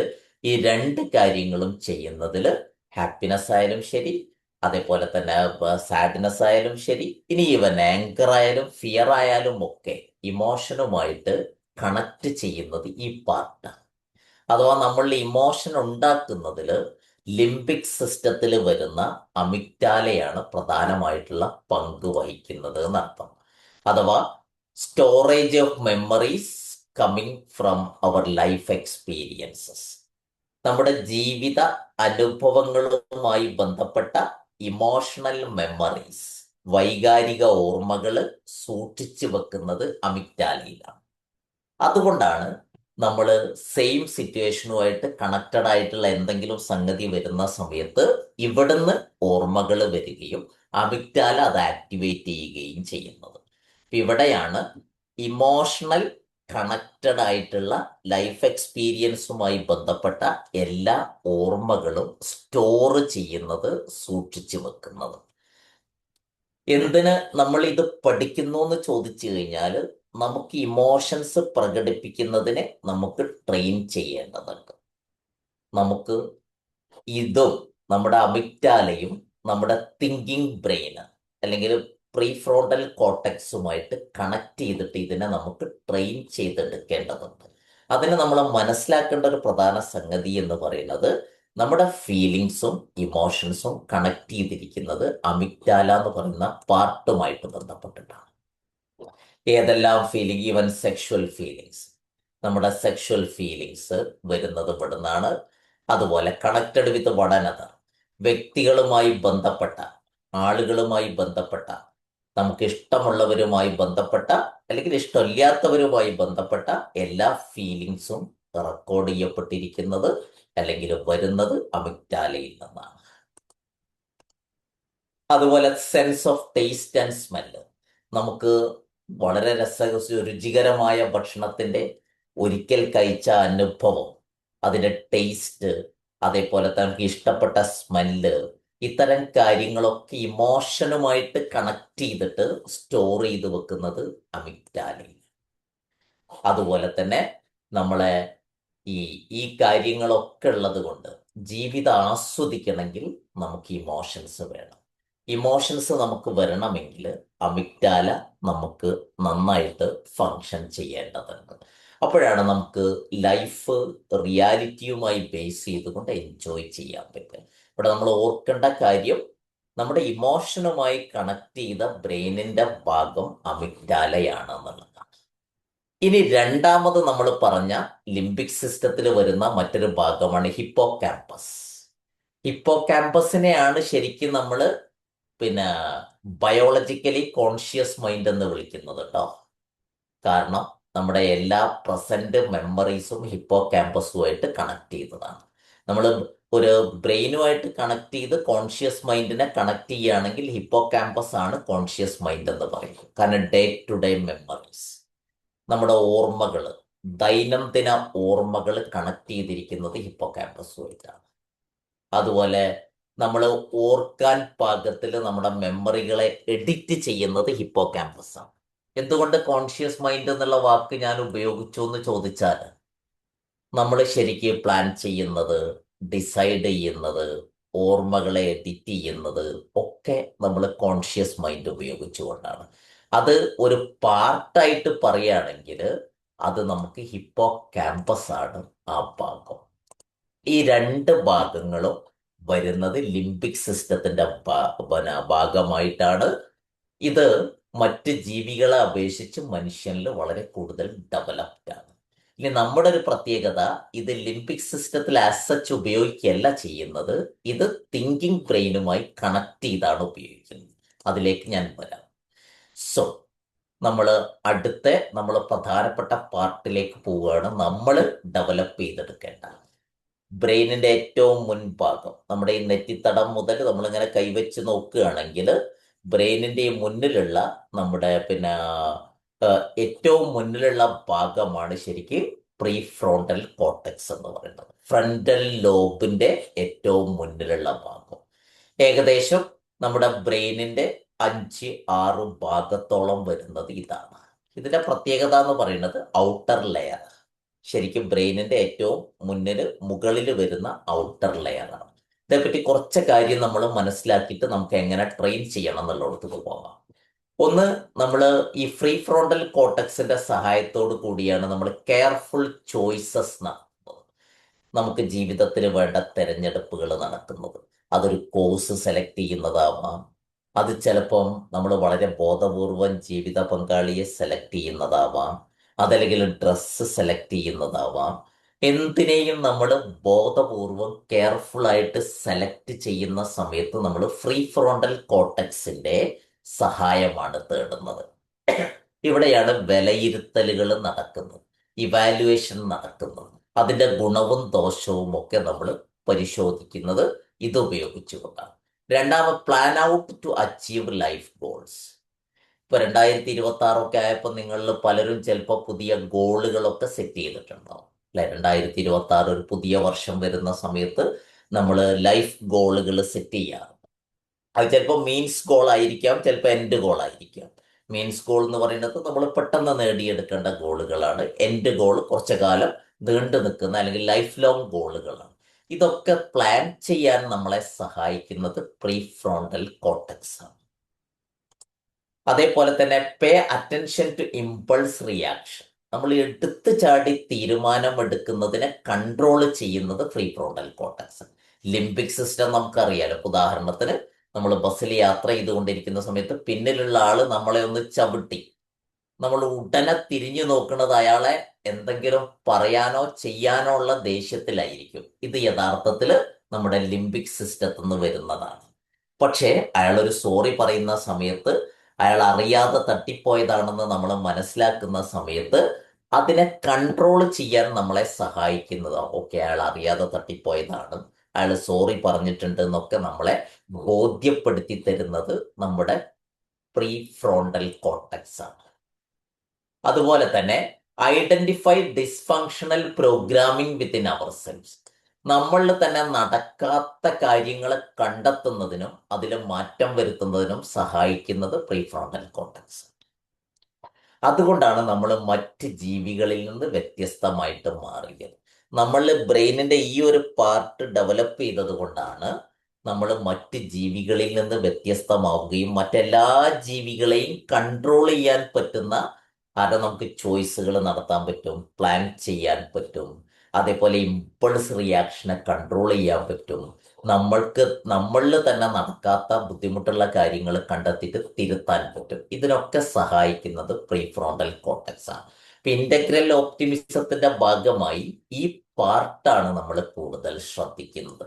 പ്ലസ് അമിഗ്ഡാലയും അതേപോലെ ഹിപ്പോകാമ്പസും അതിലേക്ക് നമ്മൾ വരികയാണ് ചെയ്യുന്നത്.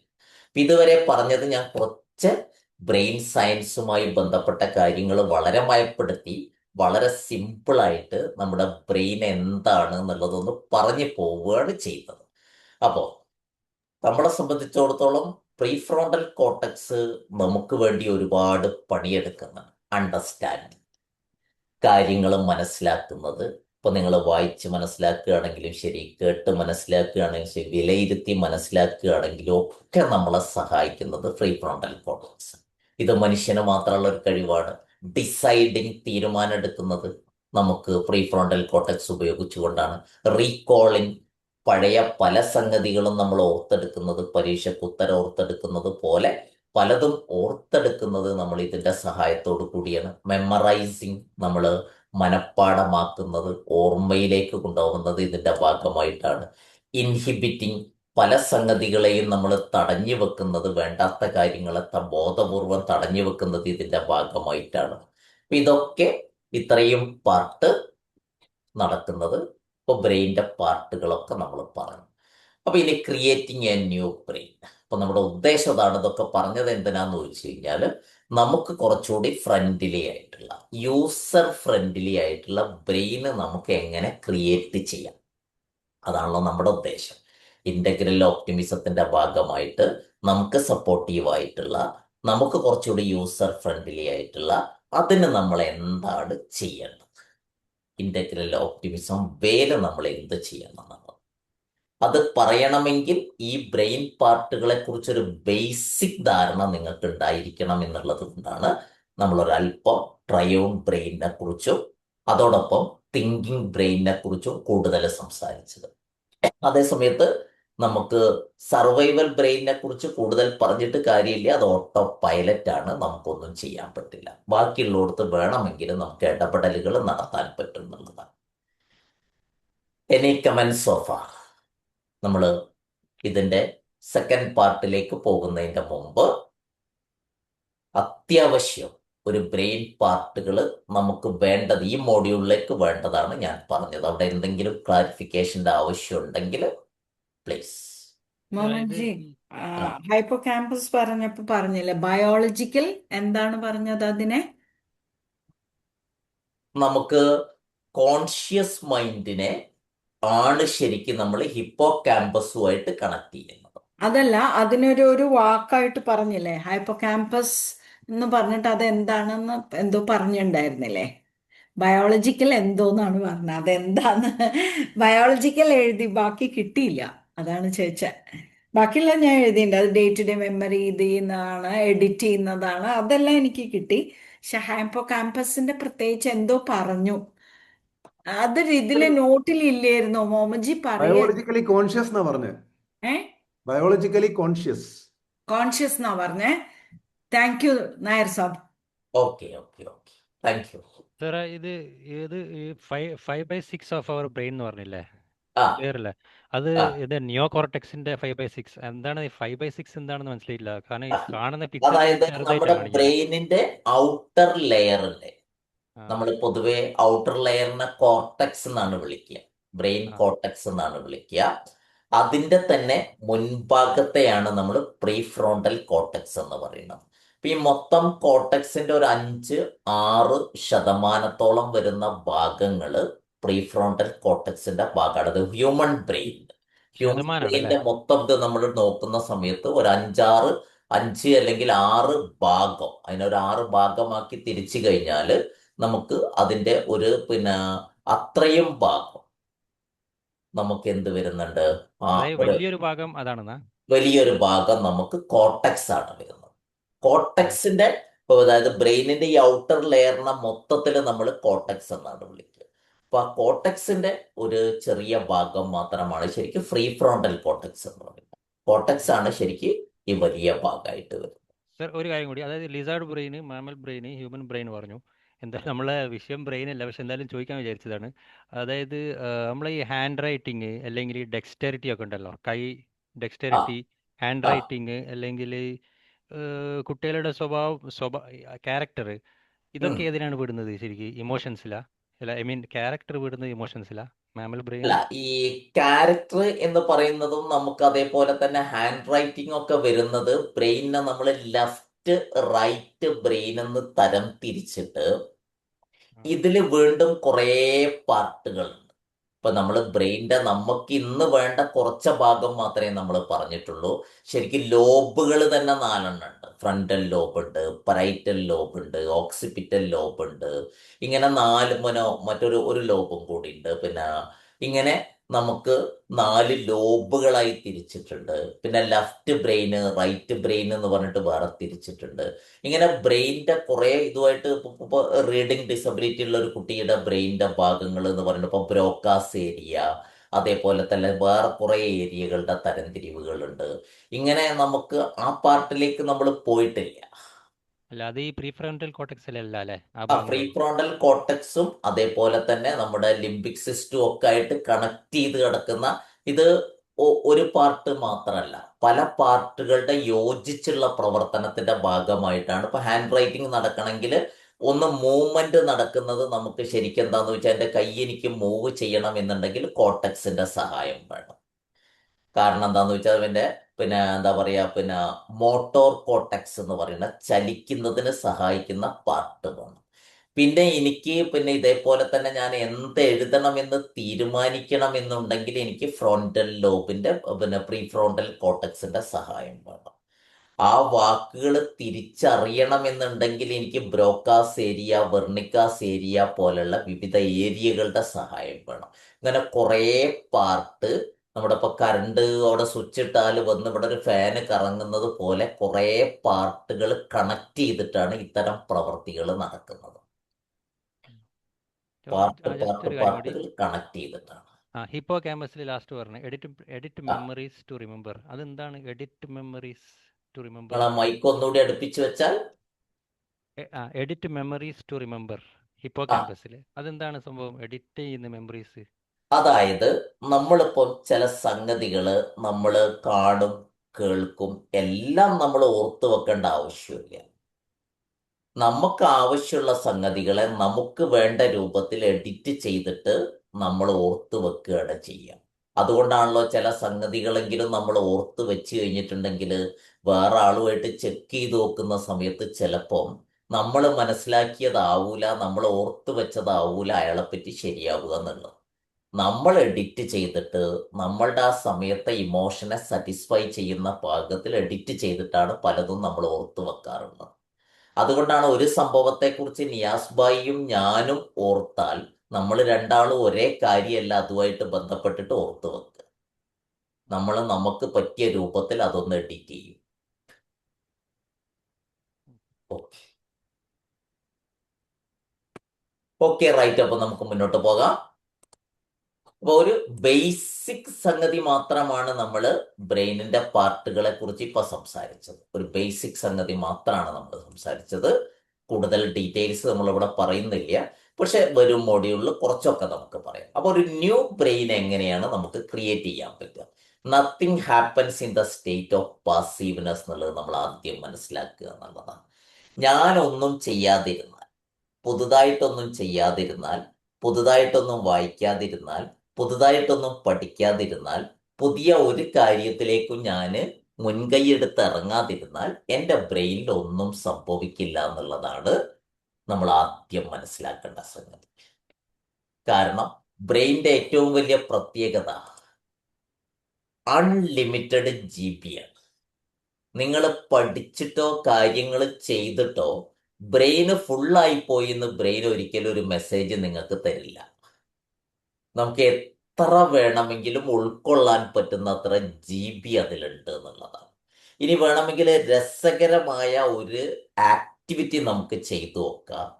ഇന്ന് നമ്മൾ ചെയ്തിട്ടുള്ള കാര്യങ്ങളിൽ ഇതുവരെ ചെയ്യാത്ത പുതിയ എത്ര കാര്യങ്ങൾ ഇന്ന് ചെയ്തിട്ടുണ്ടെന്ന് വെറുതെ ഒന്ന് ആലോചിച്ച് നോക്കിയേ. നമ്മൾ ടിൽ മോർണിംഗ് ടു ഇപ്പം 9:30 മണിയാവാൻ പോവുകയാണ്.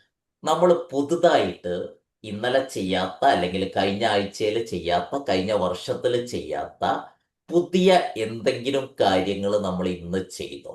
അല്ലെങ്കിൽ അതിൻ്റെ ഒരു പെർസെൻറ്റേജ് എത്ര ആയിരിക്കുന്ന ഒരു രസത്തിന്, ജസ്റ്റ് ഫോർ എ ഹൊറർ ഒന്ന് ആലോചിച്ച് നോക്കിയാൽ നമുക്ക് മനസ്സിലാവും നമ്മൾ ചെയ്യുന്ന മിക്ക കാര്യങ്ങളും നമ്മൾ സ്ഥിരം ചെയ്തു വരുന്ന സംഗതികളാണ് എന്നുള്ളത്. അതിൻ്റെ ഒരു സയൻസ് നമ്മൾ നേരത്തെ പറഞ്ഞിട്ടുണ്ട്. ചെയ്തുകൊണ്ടിരിക്കുന്ന കാര്യങ്ങൾ ചെയ്യാൻ ബ്രെയിനിന് എക്സ്ട്രാ എനർജിയുടെ ആവശ്യമില്ലാത്തത് കൊണ്ട് അത് സുഖമായിട്ട് ചെയ്യുന്നുള്ളത്. അതുകൊണ്ട് നമ്മളിൽ പുരോഗതി ഉണ്ടാവില്ല എന്നാ പറയുന്നത്. നമ്മളിൽ ഡെവലപ്മെന്റ് ഉണ്ടാവണമെങ്കിലും മാറ്റം ഉണ്ടാവണമെങ്കിൽ നമ്മൾ അവിടെയാണ് നമ്മൾ ആ സബ് കോൺഷ്യസ് മൈൻഡ് പറഞ്ഞപ്പോൾ പറഞ്ഞൊരു കാര്യം ഉണ്ടായിരുന്നു, 1 ഡിഗ്രി എക്സ്ട്രാ പെർഫോമൻസ് എന്ന് പറയും. നിങ്ങൾക്ക് എപ്പോഴെങ്കിലും സമയം കിട്ടുന്ന സമയത്ത് 1 ഡിഗ്രി എക്സ്ട്രാ പെർഫോമൻസ് എന്നുള്ള യൂട്യൂബിലൊരു വീഡിയോ ഉണ്ട്. നമുക്ക് ഒരു ദിവസം 1 ഡിഗ്രി മെച്ചമുണ്ടാക്കുന്ന എന്തെങ്കിലും ചെയ്യണം എന്നുള്ളതാണ് ബ്രെയിന് ആവശ്യപ്പെടുന്ന ഒരു കാര്യം. ബ്രെയിനിൽ എന്തുണ്ടാവണമെങ്കിൽ പുതിയ ബ്രെയിന് രൂപപ്പെടണം. 1 ഡിഗ്രി എക്സ്ട്രാ 1 ഡിഗ്രി എക്സ്ട്രാ എന്ന് മാത്രം അടിച്ചാൽ തന്നെ വരും. വേണമെങ്കിൽ 1 ഡിഗ്രി എക്സ്ട്രാ പെർഫോമൻസ്. അതിൽ 1 പറയുന്ന ഒരു ഡിഗ്രി ആണോ സർ? 1% ആണോ? 1 ഡിഗ്രി എന്നാണ് വീഡിയോന്റെ. അതില് നമുക്ക് 1% വേണം പോലും ഇല്ല, ചെറിയൊരു മാറ്റം ഉണ്ടാക്കിയാൽ മതി. ഉദാഹരണത്തിന് അതിലവർ പറയുന്ന ഒരു ഉദാഹരണമുണ്ട്. 99 ഡിഗ്രി ചൂടുള്ള വെള്ളവും 100 ഡിഗ്രി ചൂടുള്ള വെള്ളവും തമ്മിലുള്ള വ്യത്യാസം വളരെ വലുതാ. പക്ഷെ അതിൽ ആ വ്യത്യാസം ഉണ്ടാകുന്നത് 1 ഡിഗ്രിയാണ്. 99 ഡിഗ്രി ചൂടുള്ള വെള്ളത്തെ നമ്മൾ തിളച്ച വെള്ളമെന്നോ അല്ലെങ്കിൽ ആ തിളച്ച വെള്ളത്തിന്റെ ക്വാളിറ്റിയോ കൊടുക്കാറില്ല. ഒത്തിരി ബാക്ടീരിയകളെ നശിപ്പിക്കാൻ കഴിവുള്ള 100 ഡിഗ്രി ചൂടുള്ള വെള്ളത്തെ വ്യത്യസ്തമാക്കുന്നത് 90 ഡിഗ്രിയിൽ നിന്ന് 1 ഡിഗ്രി വരുന്ന വ്യത്യാസമാണ് എന്നാണ് ആ വീഡിയോയുടെ ആകത്തുക. ഈ 1 ഡിഗ്രി നമുക്ക് ഒരു ദിവസം നമ്മുടെ ലൈഫിൽ ഉണ്ടാക്കാൻ പറ്റിക്കഴിഞ്ഞാൽ 1 കൊല്ലം കൊണ്ട് നമ്മൾ ഉണ്ടാക്കുന്ന ഡിഫറൻസ് വളരെ വലുതായിരിക്കും എന്നതാണ്. അപ്പോൾ വളരെ ബോധപൂർവം ഇവിടെയാണ് നമ്മൾ നേരത്തെ പറഞ്ഞ അത് വെറുതെ ചെയ്താൽ പോരാ, അമിഗ്ഡാലയുമായിട്ട് കണക്ട് ചെയ്യണം. നിങ്ങൾ സന്തോഷത്തോടു കൂടി ചെയ്യുകയാണെങ്കിൽ അതിൻ്റെ ഡിഫറൻസ് വളരെ വലുതായിരിക്കും. അതിനെ ഇമോഷനുമായിട്ട് കണക്ട് ചെയ്താൽ 2 ഗുണങ്ങളുണ്ട്. ഒന്ന്, വളരെ വേഗത്തിൽ സബ് കോൺഷ്യസ് മൈൻഡിലേക്ക് പോകും. സബ് കോൺഷ്യസ് മൈൻഡിലേക്ക് പോകാനുള്ള 2 വഴിയിലൊന്ന് ഇമോഷനുമായിട്ട് കണക്ട് ചെയ്യലാണ്, 2 റിപ്പീറ്റ് ചെയ്യലാണ്. അപ്പോൾ വളരെ വേഗത്തിൽ സബ് കോൺഷ്യസ് മൈൻഡ് അത് ഏറ്റെടുക്കണമെങ്കിൽ ഇമോഷനുമായിട്ട് കണക്ട് ചെയ്താൽ മതി. പിന്നെ അത് അമിഗ്ഡാല അത് ഇമോഷണൽ മെമ്മറി ആയിട്ട് നമ്മുടെ ലിംബിക് സിസ്റ്റവുമായിട്ട് കണക്ട് ചെയ്യുകയും വളരെ വേഗത്തിൽ നമുക്കത് നമ്മുടെ മെമ്മറിയുടെ പാർട്ടായിട്ട് മാറുകയും ചെയ്യും. ഇപ്പൊ ഒരു 1 ഡിഗ്രി എക്സ്ട്രാ പെർഫോമൻസ് എല്ലാവർക്കും സാധ്യമാവും എന്നുള്ളതാണ്. ഇന്നലെ ചെയ്യാത്ത ഒരു കാര്യം എനിക്ക് ഇന്ന് ചെയ്യാൻ പറ്റും. അത് കുറച്ച് ഹാപ്പിനെസ് തരുന്നതാണെങ്കിൽ കുറച്ചുകൂടി നന്നായിരിക്കും. അപ്പൊ ഇതാണ് ഇന്റഗ്രൽ ഓപ്റ്റിമിസത്തിൽ പറയാനുള്ള ആദ്യത്തെ സംഗതി. കാരണം നമ്മൾ ചെയ്തത് തന്നെ ചെയ്തുകൊണ്ടിരുന്നാൽ ബ്രെയിനിൽ പുതുതായിട്ടൊന്നും സംഭവിക്കില്ല എന്നുള്ളത്. ഇറ്റ്സ് എ യൂഷ്വൽ ആക്ടിവിറ്റി ആയിട്ട് മാറും. ഇപ്പോൾ വെറുതെ നമ്മൾ സാധാരണഗതിയിൽ പറയാറുണ്ടല്ലോ, നമ്മൾ എന്നും മുന്നോട്ട് നടക്കുന്ന നമ്മൾ ഒരു ദിവസം ഒരു 2 പടി കോണി പിറകോട്ട് കയറിയാൽ പോലും നമ്മുടെ ബ്രെയിനിൽ പുതിയ മാറ്റം ഉണ്ടാവും, എന്നും ചെയ്യുന്നതിൽ നിന്ന് വ്യത്യസ്തമായിട്ട്. അപ്പോൾ ഈ സെന്റൻസ് ഒന്ന് നന്നായിട്ട് ഓർത്ത് വെക്കുക. Nothing happens in the state of passiveness. ഇവിടെ പാസീവ്നെസ് എന്ന് പറയുമ്പോൾ ഒന്നും ചെയ്യാതിരിക്കലും മാത്രമല്ല, സ്ഥിരം ചെയ്യുന്ന കാര്യങ്ങളും പാസീവ്നെസിന്റെ ഭാഗമാണ്. കാരണം അതിന് പുതിയ എനർജിയുടെ ആവശ്യമില്ല. സോ അതുകൊണ്ട് മൂവ്മെന്റുകൾ ജീവിതത്തിൽ അത്യാവശ്യമാണ്.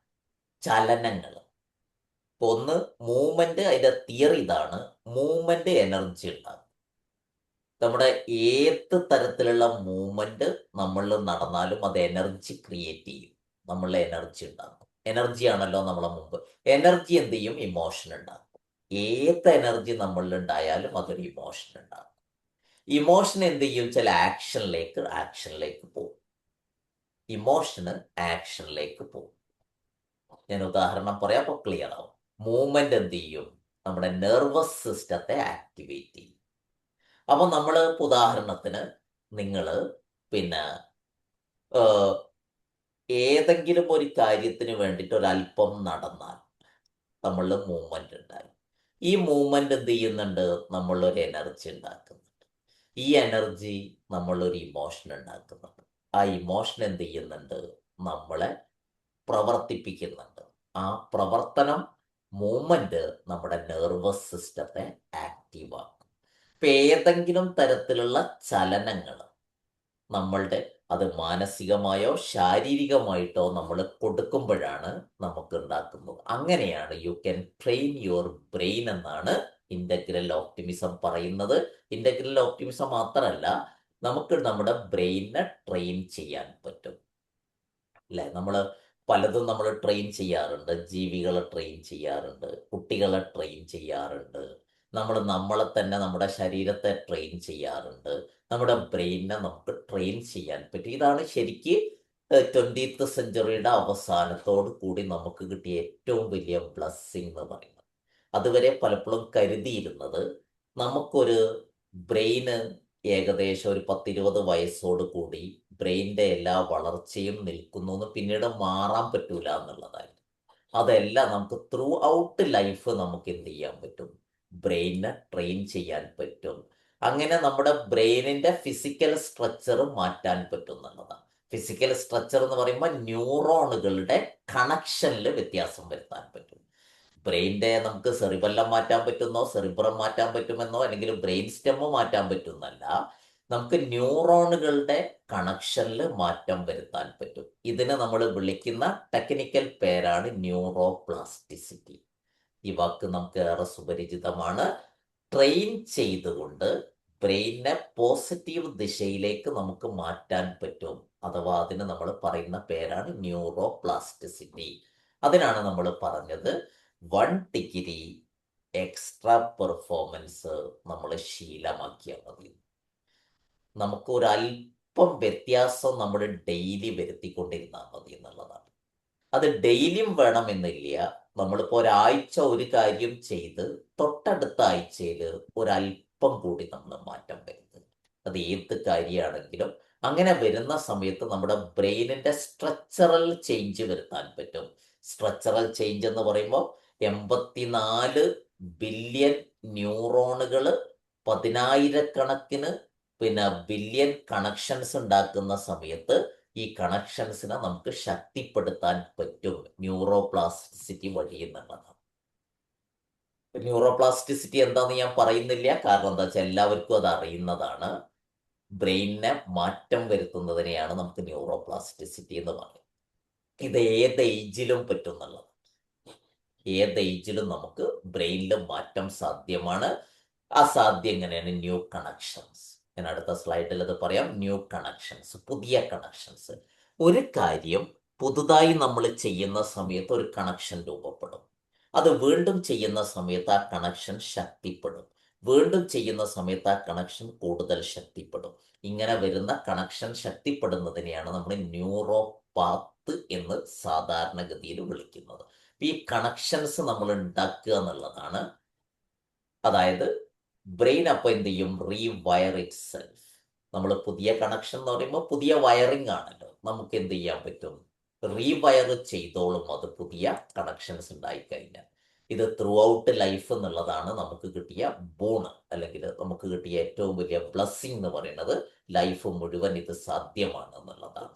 അതിൽ 2 വഴിയാണ് നമ്മൾ പറഞ്ഞത്. ഒന്ന് റിപ്പിറ്റേഷൻ ആണ്. റിപ്പിറ്റേഷൻ എന്തുണ്ടാക്കുന്നു വെച്ചാൽ സ്ട്രെങ്തൻസ് ന്യൂറൽ പാത്വേസ്.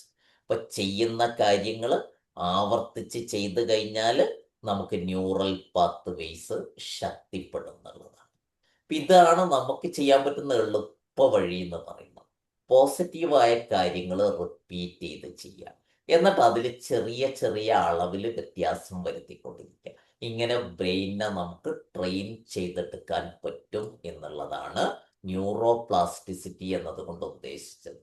അഥവാ the more you practise A skill or habit, the stronger and more automatic it becomes എന്നുള്ളതാണ്. നമ്മൾ ഡ്രൈവിംഗ് ഒക്കെ പഠിച്ച സമയത്ത് എല്ലാവർക്കും അറിയാവുന്ന സംഗതിയാണത്. ആദ്യത്തിൽ നമ്മൾ കഷ്ടപ്പെട്ട് പിന്നെ അതെന്ത് ചെയ്തു? ഓട്ടോമാറ്റിക്കായിട്ട് മാറിയത് നമ്മൾ റിപ്പീറ്റ് ചെയ്ത സമയത്താണ്. അപ്പൊ റിപ്പീറ്റ് ചെയ്ത് ഓട്ടോമാറ്റിക് ആകുമ്പോഴാണ് ഒരു കാര്യത്തിൽ നമ്മൾ മാസ്റ്ററി ആയിട്ട് മാറുന്നത്, മാസ്റ്ററായിട്ട് മാറുന്നത്. അപ്പൊ അതാണ് ഒരു വഴി. അഥവാ അത് നമുക്കൊരു ചിത്രത്തിന്റെ സഹായത്തോടു കൂടി പറയുകയാണെങ്കിൽ നമുക്ക് 2 ഓപ്ഷൻ ഉണ്ട്. ആക്ഷൻ ഉണ്ട്, ഇനാക്ഷൻ ഉണ്ട്. എന്ന് പറഞ്ഞു കഴിഞ്ഞാൽ നമുക്ക് കാര്യങ്ങൾ ചെയ്യാം, നമുക്ക് ചെയ്യാതിരിക്കാം. ചെയ്യുമ്പോൾ എന്ത്? ഒരു തവണ ചെയ്യുമ്പോൾ നമുക്ക് എന്ത് ചെയ്യും? ഒരു കണക്ഷൻ രൂപപ്പെടും ഇതുപോലെ. അതേ സംഗതി വീണ്ടും ചെയ്യുമ്പോൾ ആ കണക്ഷൻ ഒന്നുകൂടി ശക്തിപ്പെടും. അത് വീണ്ടും ചെയ്യുമ്പോൾ ആ കണക്ഷൻ വീണ്ടും ശക്തിപ്പെടും. അത് വീണ്ടും ചെയ്യുന്ന സമയത്ത് ആ കണക്ഷൻ ഒരു ന്യൂറൽ ഹൈവേ ആയിട്ട് മാറും, ന്യൂറൽ പാത്വേ ആയിട്ട് മാറും. അപ്പോൾ റിപ്പീറ്റ് ചെയ്യുക എന്നുള്ളതാണ് നമുക്ക് ബ്രെയിനിനെ ട്രെയിൻ ചെയ്യാനുള്ള എളുപ്പ വഴി എന്ന് പറയും. ഇതെല്ലാവർക്കും പറ്റുന്നതാണ്. ഉദാഹരണത്തിന് നമ്മളിപ്പം എക്സസൈസ് ചെയ്യുന്ന ആളുകളെ സംബന്ധിച്ചിടത്തോളം എല്ലാ ദിവസവും നമ്മൾ എക്സസൈസ് ചെയ്യുമ്പോഴാണ് നമ്മുടെ കാലിൻ്റെ മസിൽ കൂടുന്നത്, കയ്യിൻ്റെ മസിൽ കൂടുന്നത്, നമുക്ക് 6 പാക്ക് ഉണ്ടാവുന്നത്. ഡെയിലി നമ്മൾ പ്രാക്ടീസ് ചെയ്യും. ഇത് നമ്മുടെ ശരീരത്തിൽ സംഭവിക്കുന്നതാണ്. ഇതുപോലെ ബ്രെയിനുമായി കണക്ട് ചെയ്ത എന്തെങ്കിലും ഒരു കാര്യം നമ്മൾ റിപ്പീറ്റ് ചെയ്ത് കഴിയുമ്പോഴാണ് ബ്രെയിൻ മസിലുകൾ, അഥവാ ബ്രെയിൻ മസിൽ എന്ന് നമുക്ക് വിളിക്കാൻ പറ്റുമെന്ന് അറിയില്ല, ബ്രെയിൻ ന്യൂറോപാത്ത് നമുക്ക് ഇതേപോലെ ശക്തിപ്പെട്ട് വരുന്നു. നമുക്കറിയാലോ, ഇപ്പൊ എല്ലാ ദിവസവും നടക്കുന്ന ആളുകളുടെ കാലിന്റെ കാഫ് മസിൽസ് നമുക്ക് തൊട്ട് നോക്കിയിട്ടുണ്ടെങ്കിൽ നല്ല ശക്തിയായിരിക്കും. ഇതേപോലെ തന്നെ എല്ലാ ദിവസവും നമ്മൾ ബ്രെയിൻ ഉപയോഗിച്ച് ചെയ്യുന്ന കാര്യങ്ങൾ റിപ്പീറ്റ് ചെയ്ത് ചെയ്യുകയാണെങ്കിൽ നമ്മുടെ ന്യൂറോപാത്ത് ശക്തിപ്പെടും. ഈ ന്യൂറോപാത്ത് ശക്തിപ്പെട്ട് കഴിഞ്ഞിട്ടുണ്ടെങ്കിൽ അത് നമുക്ക് ഇമോഷൻസും അതേപോലെ തന്നെ നമ്മുടെ ലിംബിക് സിസ്റ്റവുമായിട്ട് കണക്ട് ചെയ്ത് കഴിഞ്ഞാൽ സബ് കോൺഷ്യസ് മൈൻഡിന്റെ ഭാഗമായിട്ട് മാറും. അങ്ങനെ ആയിക്കഴിഞ്ഞാൽ പിന്നെ അത് ഓട്ടോമാറ്റിക്കായിട്ട് സംഭവിച്ചോളും. അതുകൊണ്ടാണ് നമ്മൾ ചെയ്യുന്ന ചില കാര്യങ്ങൾ നമ്മൾ കരുതിക്കൂട്ടി ഒന്നും ചെയ്തിട്ടില്ലെങ്കിൽ പോലും നമുക്ക് ഓട്ടോമാറ്റിക്കലി ചെയ്തു പോകുന്നത്. അതുകൊണ്ടാണ് ഞാൻ നേരത്തെ പറഞ്ഞത്, ഇന്ന് ചെയ്ത കാര്യങ്ങൾ നിങ്ങളൊന്ന് ലിസ്റ്റ് ചെയ്ത് നോക്കുകയാണെങ്കിൽ നിങ്ങൾ പോലും കരുതിക്കൂട്ടിയല്ലാതെ ചെയ്തിട്ടുള്ള ഒത്തിരി കാര്യങ്ങൾ നമുക്ക് കാണാൻ പറ്റും. ഇത് തന്നെയാണ് ഇന്നലെയും ചെയ്തിട്ടുണ്ടാവുക, ഇത് തന്നെയാണ് മിഞ്ഞാന്നും ചെയ്തിട്ടുണ്ടാവുക. കാരണം ഇത് ഓട്ടോ പൈലറ്റ് മോഡാണ്. ഇതിനെ ബ്രേക്ക് ചെയ്യുമ്പോഴാണ് പുതിയ കണക്ഷൻസ് ഉണ്ടാകുന്നത്. ഇപ്പൊ 2 രീതിയിൽ ഇതിനെ മനസ്സിലാക്കണം. ഒന്ന്, നമുക്ക് വേണ്ട കാര്യങ്ങൾ റിപ്പീറ്റ് ചെയ്യുമ്പോൾ ആ കണക്ഷൻസ് ശക്തിപ്പെടും. നമുക്ക് വേണ്ടാത്ത കാര്യങ്ങൾ ഇഗ്നോർ ചെയ്യുമ്പോൾ ആ കണക്ഷൻസ് വീക്കാവും.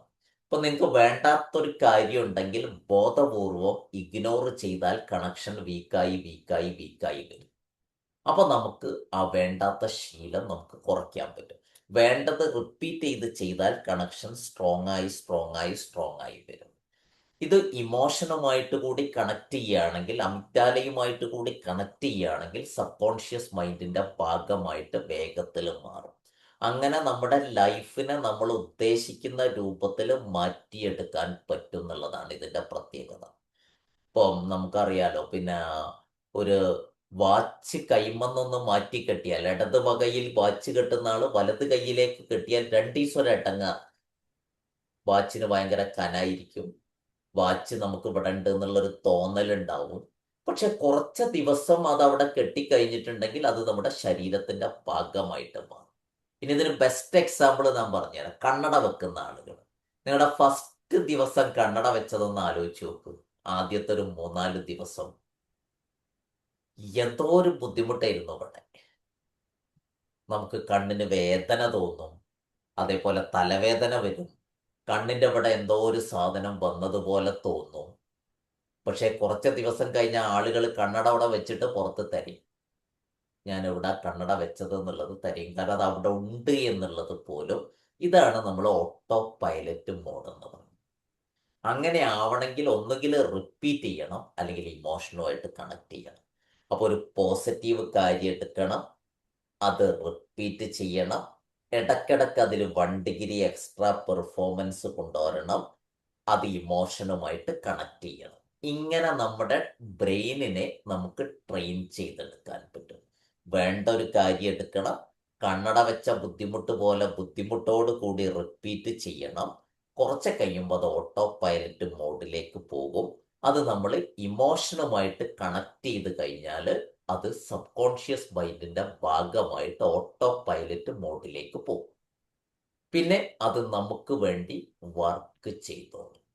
അപ്പൊ ഇതാണ് ഒരു ബേസിക് ബ്രെയിൻ ട്രെയിനിങ്ങിന്റെ രീതി. ഇപ്പൊ നമുക്ക് ഇപ്പം പുതിയ വർഷമാണ്, പുതിയ തീരുമാനങ്ങൾ എടുക്കാൻ പറ്റിയ സമയമാണ്. അതുകൊണ്ടാണ് ഞാൻ എപ്പോഴും പറയാറുള്ളത്, ആദ്യം റെസിസ്റ്റൻസ് ഉണ്ടാവും, പിന്നെ എന്താക്കി മാറ്റും. ഈ റെസിസ്റ്റൻസിനെ മൈൻഡ് ചെയ്യാതെ മുന്നോട്ട് പോയാൽ റെസിസ്റ്റൻസ് ബിക്കംസ് അസിസ്റ്റൻസ് എന്നുള്ളിടത്തേക്ക് നമുക്ക് എത്തും. ഈ റെസിസ്റ്റൻസ് നമ്മളെ സഹായിക്കുന്ന സംഗതിയായിട്ട് മാറും. അപ്പൊ അങ്ങനെ നമുക്ക് നമ്മുടെ ബ്രെയിനിനെ ട്രെയിൻ ചെയ്തെടുക്കാം എന്നുള്ളതാണ്. ഇപ്പൊ എന്തുകൊണ്ട് നേരത്തെ ലിംബിക് സിസ്റ്റം പറഞ്ഞു, പ്രീഫ്രോണ്ടൽ കോർട്ടക്സും പറഞ്ഞു എന്ന് വെച്ചാൽ, ചൂസ് ചെയ്യുന്നത്, പോസിറ്റീവ് കാര്യം ചൂസ് ചെയ്യുന്നത് നമ്മൾ പ്രീഫ്രോണ്ടൽ കോർട്ടക്സ് ഉപയോഗിച്ചുകൊണ്ട്, അത് ചെയ്യാൻ തീരുമാനിക്കുന്നത് പ്രീഫ്രോണ്ടൽ കോർട്ടക്സിന്റെ സഹായത്തോടു കൂടിയാണ്, അത് റിപ്പീറ്റ് ചെയ്യുന്നത് പ്രീഫ്രോണ്ടൽ കോർട്ടക്സിന്റെ സഹായത്തോടു കൂടിയാണ്. അത് ഇമോഷനുമായി കണക്ട് ചെയ്യുമ്പോൾ ലിംബിക് സിസ്റ്റവുമായിട്ട് കണക്ട് ചെയ്യുകയാണ്. പിന്നെ അത് ലിംബിക് സിസ്റ്റത്തിന്റെ ഡിസിഷനായിട്ട് മാറും. അങ്ങനെ വരുമ്പോൾ അത് സബ് കോൺഷ്യസ് മൈൻഡിന്റെ പ്രവർത്തനമായിട്ട് മാറും. അപ്പോൾ ഈ രീതിയിൽ നമുക്ക് ബ്രെയിൻ ചെയ്ത് നമുക്ക് പുതിയ ന്യൂറൽ പാത്വേ ശക്തിപ്പെടുത്തി എടുക്കാൻ പറ്റും. പക്ഷെ പുതുതായിട്ടൊന്നും ചെയ്യാതിരുന്നാൽ ഈ സംഗതി നടക്കൂല. അതാണ് ഇതിന്റെ പ്രത്യേകത. അപ്പൊ ഇങ്ങനെ എത്ര GB വേണമെങ്കിലും പുതിയ കാര്യങ്ങൾ നമുക്ക് ബ്രെയിനിലേക്ക് കൊണ്ടുപോവാൻ പറ്റും എന്നുള്ളതാണ് ഇതിന്റെ പ്രത്യേകത. So conscious competence to subconscious competence എന്നാ പറയുന്നത്. നമ്മൾ കോൺഷ്യസ് കോമ്പീറ്റൻസിൽ തുടങ്ങണം, പിന്നെ നമുക്കത് സബ് കോൺഷ്യസ് കോമ്പീറ്റൻസ് ആയിട്ട് മാറും. അവിടെയാണ് നേരത്തെ ഞാൻ പറഞ്ഞ ഡ്രൈവിങ്ങിന്റെ ഉദാഹരണം. നമ്മൾ കോൺഷ്യസ് ആയിരുന്നു ബ്രേക്കിനെ പറ്റി, ക്ലച്ചിനെ പറ്റി, ഗിയറുകളെ പറ്റി, സ്റ്റെയറിങ്ങിനെ പറ്റി, എവറിത്തിങ് കോൺഷ്യസ് ആയിട്ടാണ് നമ്മൾ ഉപയോഗിച്ചിരുന്നത്. ഡ്രൈവിംഗ് സുഗമമായി പഠിച്ചു കഴിഞ്ഞാൽ അത് സബ് കോൺഷ്യസ് കോമ്പീറ്റൻസ് ആയിട്ട് മാറും. നമ്മളറിയാതെ നമുക്ക് വേണ്ടി അത് പ്രവർത്തിച്ചു തുടങ്ങും. ഇതാണ് ബ്രെയിൻ ട്രെയിനിങ് എന്ന് പറയുന്നത്. അവിടെയാണ് നമ്മൾ നത്തിങ് ഹാപ്പൻസ്, ഇനാക്ഷന്റെ പ്രത്യേകത ഒന്നും നടക്കൂല എന്നുള്ളതാണ്. എക്സ്റ്റിങ്ഷൻ, ഇത് ബിഹേവിയർ സൈക്കോളജി എന്ന് വരുന്നതാണ്. ഉപയോഗിച്ചിട്ടില്ലെങ്കിൽ അതിന്റെ ശക്തി കുറഞ്ഞത് നഷ്ടപ്പെട്ടു പോകും. നിങ്ങൾ ഏതൊരു കാര്യവും കുറെ കാലം ചെയ്യാതിരുന്നാൽ ഈ ന്യൂറൽ കണക്ഷന് എന്ത് ചെയ്യുന്നു വെച്ചാൽ ശക്തി കുറഞ്ഞ് പോകും. അതുകൊണ്ട് വേണ്ടത് നമ്മൾ ഇടയ്ക്ക് ചെയ്തുകൊണ്ടിരിക്കുക എന്നുള്ളതാണ്. നമ്മൾ പറഞ്ഞല്ലോ, physical and mental exercise enhance neuroplasticity. അപ്പോൾ നമുക്കിതിന് ഫിസിക്കൽ എക്സസൈസും നമുക്ക് ഉപയോഗിക്കാൻ പറ്റും, മെന്റൽ എക്സസൈസും നമുക്ക് ഉപയോഗിക്കാൻ പറ്റും. ഫിസിക്കൽ എക്സസൈസ് എന്ന് പറയുമ്പോൾ എന്തെങ്കിലും ചെയ്യലാണ്. മെന്റൽ എക്സസൈസ് ആണ് നമുക്ക് റിലാക്സേഷന്, മെഡിറ്റേഷന്, അതേപോലെ തന്നെ വിഷ്വലൈസേഷന് തുടങ്ങിയ സംഗതികൾ. ഇതൊക്കെയും നമ്മുടെ ന്യൂറൽ പാത്വേ ഡെവലപ്പ് ചെയ്യും. ഇത് ഞാൻ കാരണം കഴിഞ്ഞ പ്രാവശ്യം മീനാക്ഷി മാം വിഷ്വലൈസേഷന്റെ ഒരു കാര്യം പറഞ്ഞതുകൊണ്ട് ഒരു ഇത്തിരി കൂടി ഇതിനെപ്പറ്റി എന്ത് ചെയ്തു എന്ന് ചോദിച്ചു കഴിഞ്ഞാൽ ഒന്ന് അന്വേഷിച്ച് നോക്കിയ സമയത്ത് വിഷ്വലൈസേഷൻ ചെയ്യുന്ന സമയത്ത് ബ്രെയിനിൽ FMRI റിസൾട്ടുകൾ കാണിക്കുന്നത് ബ്രെയിനിൽ ന്യൂറോപാത്തുകൾ രൂപപ്പെടുന്നുണ്ട് എന്നും ബ്രെയിനിന്റെ പ്രവർത്തനങ്ങൾ വ്യക്തമായിട്ട് FMRI കാണിക്കുന്നുണ്ട് എന്നുള്ളതാണ്. അതുകൊണ്ട് വിഷ്വലൈസേഷനെ നമുക്ക് വിശ്വസിക്കാം. FMRI റിസൾട്ടുകൾ പറയുന്നത് വിഷ്വലൈസ് ചെയ്യുന്ന സമയത്ത് നമ്മുടെ ന്യൂറൽ കണക്ഷൻസിൽ കൃത്യമായിട്ട് ആക്ഷൻ നടക്കുന്നുണ്ട് എന്നുള്ളതാണ്. അപ്പൊ അതുകൊണ്ട് നമുക്ക് മെന്റൽ ആക്ടിവിറ്റിയും ഇഫക്റ്റീവ് ആണ് എന്നാണ് പഠനങ്ങൾ കാണിക്കുന്നത്. Fine. Improve brain adaptability and resilience. ബ്രെയിന് പുതിയ കാര്യങ്ങൾ അഡാപ്റ്റ് ചെയ്യുന്നത് എന്ത് ചെയ്യുന്നു? ഫിസിക്കൽ ആക്ടിവിറ്റിയും മെന്റൽ എക്സസൈസും ഒരുപോലെ സഹായിക്കുന്നു. അതുപോലെ തന്നെ റെസിലിയൻസ്, നമുക്ക് തിരിച്ചു വരാനുള്ള കഴിവ്, നമുക്ക് പരാജയങ്ങളിൽ നിന്ന് വിജയങ്ങളിലേക്ക് വരാനുള്ള കഴിവും വർദ്ധിക്കുന്നു എന്നുള്ളതാണ്. ഇതിൽ ചെയ്യേണ്ട ഒന്നാമത്തെ കാര്യം റെഗുലർ എക്സസൈസ് ആണ്. നേരത്തെ മൂവ്മെന്റ് എനർജി ഉണ്ടാക്കുന്നതെന്ന് പറഞ്ഞു, എനർജി നമുക്ക് ഇമോഷൻ ഉണ്ടാക്കുന്നതെന്ന് പറഞ്ഞ്, ഇമോഷന് നമുക്ക് ആക്ഷൻ ഉണ്ടാക്കുന്നതെന്ന് പറഞ്ഞ്, ആക്ഷൻ നമ്മൾ എന്ത് ചെയ്യുന്നു? നെർവസ് സിസ്റ്റത്തെ ആക്ടിവേറ്റ് ചെയ്യുന്നു എന്ന് പറഞ്ഞു. അപ്പൊ റെഗുലർ എക്സസൈസ് ചെയ്യുന്ന സമയത്ത് ബ്രെയിനിലെ എനർജി ഉണ്ടാവും. ഈ എനർജി ഇമോഷൻ ഉണ്ടാക്കും. അത് ഹാപ്പിനെസിന്റെ ഇമോഷൻ ആയതുകൊണ്ട് ഹാപ്പിനെസിന്റെ കെമിക്കൽസ് ഉണ്ടാകും. ഹാപ്പിനെസിന്റെ കെമിക്കൽസ് ഉണ്ടാക്കുന്ന സമയത്ത് നെർവസ് സിസ്റ്റം കൂടുതൽ പ്രവർത്തിക്കും. അപ്പോൾ ഒന്ന് റെഗുലർ എക്സസൈസ് ആണ്, രണ്ട് മെഡിറ്റേഷൻ. ഓഫ് കോഴ്സ് മെഡിറ്റേഷൻ രണ്ടാമത്തെ വളരെ പ്രധാനപ്പെട്ട ഒരു ടൂളാണ്. മൂന്നാണ് മെന്റൽ ചാലഞ്ചസ്. ചെറിയ ഇത് വളരെ ഇമ്പോർട്ടൻ്റ് ആണ് കേട്ടോ. ചെറിയ ടാസ്കുകൾ വെച്ച് അത് കംപ്ലീറ്റ് ചെയ്യുക. വളരെ ചെറിയ ടാസ്കുകൾ വെച്ചിട്ട് അത് കംപ്ലീറ്റ് ചെയ്യുക. നമുക്ക് തന്നെ ചെറിയ ഗോളുകൾ സെറ്റ് ചെയ്തിട്ട് അത് കംപ്ലീറ്റ് ചെയ്യുന്നത് നമ്മുടെ ഹാപ്പിനെസ് കൂട്ടും, നമ്മുടെ മൂവ്മെന്റ് ഉണ്ടാക്കും, നമ്മുടെ എനർജിയിൽ മാറ്റം വരുത്തും, ഇമോഷണലി ആക്ടിവേറ്റ് ചെയ്യും, നമ്മുടെ ന്യൂറോപാത്തുകളെ ചെറിയ ചാലഞ്ചുകൾ വെച്ചിട്ട് നമ്മളത് കംപ്ലീറ്റ് ചെയ്യുക. Then affirmations. അങ്ങനെ ചെയ്തുകൊണ്ട് നമുക്ക് അഫർമേഷൻസ്, അതിനെ സഹായിക്കുന്ന അഫർമേഷൻസ് നമുക്ക് ഉപയോഗിക്കാൻ പറ്റും. അപ്പോൾ മെന്റൽ എക്സസൈസുകൾ എന്ന് പറയുന്നതും ഫിസിക്കൽ എക്സസൈസ് ആണ് റെഗുലർ എക്സസൈസ്. മെന്റൽ എക്സസൈസുകളാണ് മെഡിറ്റേഷനും അഫർമേഷനും. മെന്റൽ ചാലഞ്ചിൽ നമ്മൾ രണ്ടും ഉപയോഗിക്കേണ്ടി വരും. ഫിസിക്കൽ വർക്കും വേണ്ടി വരും, മെന്റൽ വർക്കും വേണ്ടി വരും. അപ്പൊ ഇത്തരം കാര്യങ്ങൾ ചെയ്യുക വഴി നമ്മുടെ ന്യൂറൽ പാത്വേനെ ശക്തിപ്പെടുത്താനും അങ്ങനെ ന്യൂറോപ്ലാസ്റ്റിസിറ്റി ഡെവലപ്പ് ചെയ്യാനും പറ്റും. ഇതിന് നമ്മൾ പ്രീഫ്രോണ്ടൽ കോർട്ടക്സും അതേപോലെ തന്നെ നമ്മുടെ ലിംബിക് സിസ്റ്റവും ഒരുമിച്ച് ഉപയോഗിക്കേണ്ടതിന് ഇമോഷനായിട്ട് കണക്ട് ചെയ്യേണ്ടതുണ്ട്. എന്ന് പറഞ്ഞാൽ നമ്മൾ breaking old patterns to create growth എന്നുള്ളത്. പഴയ ചെയ്തു വരുന്ന കാര്യങ്ങൾ തന്നെ ചെയ്ത് നമ്മുടെ ബ്രെയിനിനെ ഒന്നും കൊടുക്കാതിരിക്കുന്നതിന് പകരം നമ്മൾ പുതിയ കാര്യങ്ങൾ ഉണ്ടാക്കേണ്ടതുണ്ട് എന്നുള്ളതാണ്. അതിന് കംഫർട്ട് സോൺ എന്ന് പുറത്ത് വരണം. ശരിക്കും സബ് കോൺഷ്യസ് പ്രവർത്തികളാണ് കംഫർട്ട് സോൺ. നമുക്കവിടെ എനർജിന്റെ ആവശ്യമില്ല, മൂവ്മെന്റ് ഇല്ല, ആക്ഷൻ ഇല്ല, നെർവസ് സിസ്റ്റത്തിൽ ഒന്നും സംഭവിക്കുന്നില്ല, ഓട്ടോമാറ്റിക്കലി നടന്നോളൂ. നമ്മൾ ചെയ്യുന്ന മിക്ക കാര്യങ്ങളും ഒരു സാധാരണ ഫുഡ് ഉണ്ടാക്കുന്നത്, സാധാരണ വീട് ക്ലീൻ ചെയ്യുന്നത്, സാധാരണ വസ്ത്രം ധരിക്കുന്നത്, സാധാരണ രീതിയിൽ കാര്യങ്ങൾ ചെയ്യുന്നത് നമ്മുടെ കംഫർട്ട് സോണാണ്. നമുക്കത് ചെയ്യാൻ വലിയ ബുദ്ധിമുട്ടുണ്ടാവില്ല. ഇതിനെ ബ്രേക്ക് ചെയ്യുക എന്നുള്ളതാണ്. Changing routines. നമ്മളെ രാവിലത്തെ റൂട്ടീൻസിലൊക്കെ അല്ലെങ്കിൽ മൊത്തത്തിലുള്ള റൂട്ടീൻസിൽ ചെറിയ മാറ്റങ്ങളൊക്കെ വരുത്തുക. ഈവൻ വീട്ടിലേക്ക് വരുന്ന റൂട്ടൊന്ന് മാറ്റുന്നത് പോലും ബ്രെയിനിന് ചെറിയൊരു ചാലഞ്ചാണ്. കാരണം നമ്മൾ കൂടുതൽ ശ്രദ്ധിക്കണം. അപ്പൊ നമ്മളൊക്കെ വണ്ടി ഓടിക്കുമ്പോൾ അറിയില്ലേ, ഞാനിപ്പോൾ എൻ്റെ വീട്ടിൽ നിന്ന് റെഗുലർ റൂട്ടിലാണ് പോണെങ്കിൽ വണ്ടിമ്മ കയറിയിട്ട് ഞാൻ സ്കൂളിൽ എത്തിയിട്ടായിരിക്കും ആലോചിക്കുക, ഞാൻ അവിടെ എത്തിയില്ലേ, അതിൻ്റെ ഇടയ്ക്ക് എന്തും എനിക്ക് ആലോചിക്കുക. എന്നാൽ ഞാൻ റൂട്ടൊന്ന് മാറ്റിപ്പിടിച്ചാൽ എൻ്റെ ആലോചന മുറിയും. കാരണം എനിക്ക് റൂട്ട് ശ്രദ്ധിക്കണം, എവിടെയാണ് വളയേണ്ടതെന്ന് ശ്രദ്ധിക്കണം, എവിടെയെങ്കിലും ഹമ്പ് ഉണ്ടോ എന്ന് നോക്കണം, ആ റോഡിലൂടെ പോകുന്നത് സേഫ് ആണോ എന്ന് നോക്കണം. ഇങ്ങനെ ഞാൻ ഒരുപാട് കോൺഷ്യസ് എഫേർട്ട് എടുക്കണം. അപ്പോൾ നമുക്ക് കംഫർട്ട് സോണിൽ നിന്ന് പുറത്ത് വരിക, നമ്മളുടെ തന്നെ റൂട്ടീൻസിൽ മാറ്റം വരുത്തി നോക്കുക, പുതിയ ഹാബിറ്റുകൾ. ഒരു ഹാബിറ്റ് എടുത്തിട്ട് അതിനെ മെല്ലെ പുതിയ ഹാബിറ്റായിട്ട് അത് നമ്മുടെ ഹാബിറ്റായി മാറുന്നത് വരെ കണ്ടിന്യൂ ചെയ്യുക. Then fresh. അങ്ങനെ വരുന്ന സമയത്ത് നമ്മുടെ ന്യൂറോ പ്ലാസ്റ്റിസിറ്റി അല്ലെങ്കിൽ ന്യൂറൽ പാത്വേ ഫ്രഷ് ആയിട്ട് നമ്മൾ രൂപപ്പെട്ടുകൊണ്ടിരിക്കും. ഇങ്ങനെയാണ് നമ്മൾ പുതിയ ബ്രെയിൻ ഉണ്ടാക്കുക. പുതിയ ബ്രെയിൻ ഉണ്ടാക്കണമെങ്കിൽ പുതിയ ഹാബിറ്റ് എടുക്കണം, പുതിയ ഹാബിറ്റ് കുറച്ച് ദിവസം ചെയ്യണം, അത് മെച്ചപ്പെടുത്തിക്കൊണ്ടേയിരിക്കണം. ഇത് നമുക്കേ പറ്റൂ, വേറെ ആരും ചെയ്തു തരില്ല എന്നുള്ളതാണ്. സോ 2 കാര്യങ്ങൾ നമ്മൾ ബ്രെയിനിന്റെ ട്രെയിനിങ്ങിൽ ഇമ്പോർട്ടൻ്റ് ആണ്. 2 essential areas for immediate training. ബ്രെയിനിനെ അതിൽ ഒന്നാമത്തെ കാര്യം ഫോക്കസാണ്.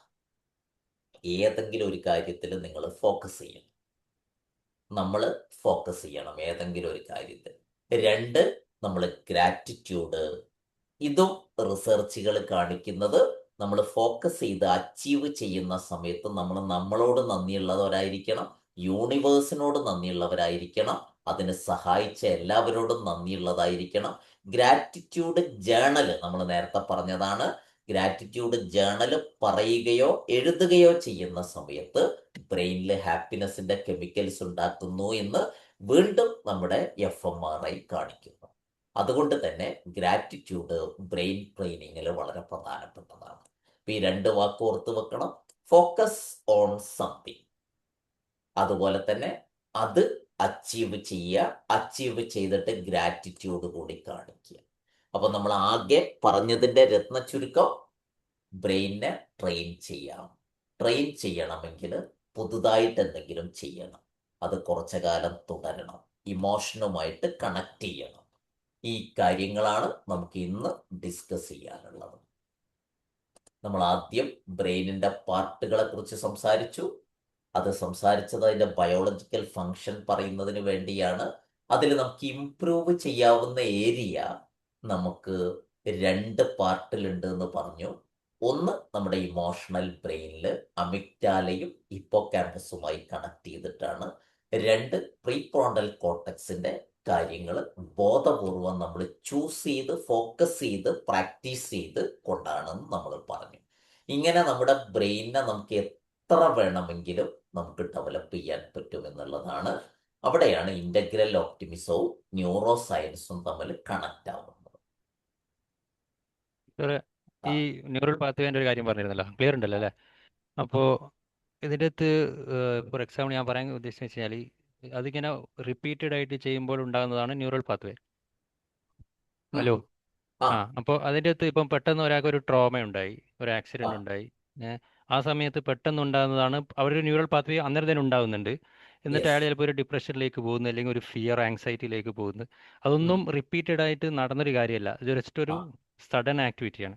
അപ്പോൾ രണ്ടാമത്തേത് ചോദിക്കാൻ വിചാരിച്ചതെന്ന് വെച്ച് കഴിഞ്ഞാൽ ഈ റിപ്പീറ്റഡ് ആയിട്ടുള്ള ആക്ടിവിറ്റി ഒന്ന് സംഭവിക്കുന്ന അഡിക്ഷൻ ആണ്, ആൽക്കഹോളിക് അഡിക്ഷനോ സിഗരറ്റ് സ്മോക്കിങ്ങോ അങ്ങനത്തെ ഒക്കെ, അല്ലെങ്കിൽ അങ്ങനത്തെ ഓരോ കാര്യങ്ങളൊക്കെ. അപ്പോൾ അത് അൺലേൺ ചെയ്യണമെങ്കിൽ ആ ഒരു ന്യൂറൽ പാത്വേ അവിടെ നിന്ന് മാറ്റണം. അപ്പോൾ അതിന് നമ്മൾ ഡി അഡിക്ഷൻ സെൻ്ററൊക്കെ പോകുമ്പോൾ അവർ ചെയ്യുന്ന തെറാപ്പീസ് ഒക്കെ ഉണ്ട്. അപ്പോൾ ആ ന്യൂറൽ പാത്വേ അവിടെ നിന്ന് മാറുന്നുണ്ട്. ഓക്കെ. അപ്പോൾ ഇതെല്ലാം ഇപ്പോൾ സാറ് പറഞ്ഞ ജനറലിൽ നിന്ന് മാറുമ്പോൾ കുറച്ചൊരു എക്സെപ്ഷണൽ കാര്യങ്ങളൊക്കെ ഇതൊക്കെ അല്ലേ? അത് നിങ്ങൾ ആദ്യം പറഞ്ഞത് ഇമോഷനുമായിട്ട് കണക്ട് ചെയ്ത കാര്യങ്ങൾ, അമിഗ്ഡാലയുമായി കണക്ട് ചെയ്യുന്ന കാര്യങ്ങൾ റിപ്പീറ്റ് ചെയ്യാതെ തന്നെ ന്യൂറൽ പാത്വേ രൂപപ്പെടും. കാരണം ഇമോഷൻസ് ഉണ്ടെങ്കിൽ ഒറ്റയടിക്ക് നമുക്ക് ശക്തമായ ന്യൂറൽ പാത്വേ നമ്മുടെ ബ്രെയിനിൽ കണക്ട് ചെയ്യും. അതാണ് അതിൻ്റെ പ്രത്യേകത.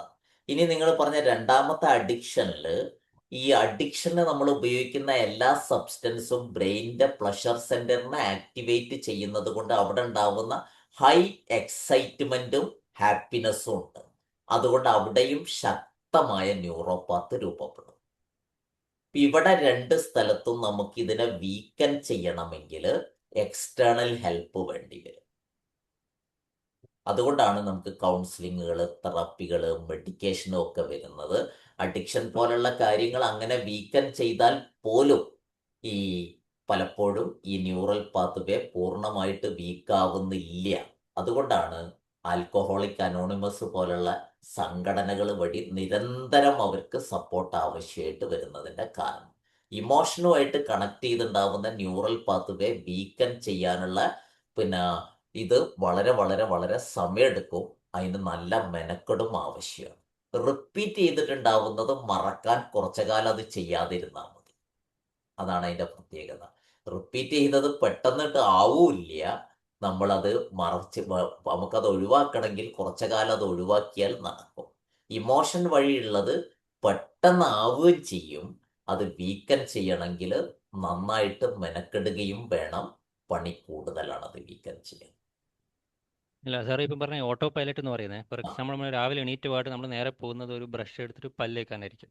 അതൊരു ഓട്ടോ പൈലറ്റ് ഓൾറെഡി മസിൽ മെമ്മറിയിലുള്ള ഒരു സാധനമാണ്, അല്ലേ? ആ, അപ്പോൾ ഞാൻ ഉദ്ദേശിച്ചത്, ഇപ്പം ഫോർ എക്സാമ്പിൾ നമ്മൾ ജിമ്മിന് പോകുന്നു, അല്ലെങ്കിൽ രാവിലെ കളിക്കാൻ, ഫുട്ബോൾ കളിക്കാൻ, അങ്ങനെ ഓരോ നമ്മൾ റിപ്പീറ്റഡ് ആയിട്ട് ചെയ്യുന്നുണ്ട്. പക്ഷേ നമ്മൾ ചില ദിവസങ്ങൾ മടിഞ്ഞിട്ട് പോവില്ല. അപ്പോൾ പിന്നെ ആ, അതെന്തായി, അത് ബ്രേക്കായി. ചിലപ്പോൾ ആ ആ, ജിമ്മിന് പിന്നെ അടുത്ത മാസം നമ്മൾ പോവില്ല, പിന്നെ അത് നിന്നുപോയി. ഇപ്പോൾ ഉം, ഫോർ എക്സാമ്പിൾ ഈ BPL ഉള്ള ആളുകൾക്ക് ഡോക്ടർമാർ ഓരോ ന്യൂട്രീഷൻ ഇതൊക്കെ പറഞ്ഞു കൊടുക്കും, ഉം, ഡയറ്റിങ് പറഞ്ഞു കൊടുക്കും. അവർ ഉം, കുറച്ച് ദിവസം ട്രൈ ചെയ്യും, പിന്നെ അത് വിട്ടുപോകും. ഉം. അപ്പോൾ ഇതൊക്കെ എന്താണ്, ഇത് എന്താ ന്യൂറൽ പാത്വേയിലേക്ക് കയറാത്തത് കൊണ്ടാണോ, അല്ലെങ്കിൽ അത് എന്താണ്, നേരത്തെ പറഞ്ഞ ഇമോഷണൽ ആണോ അത്?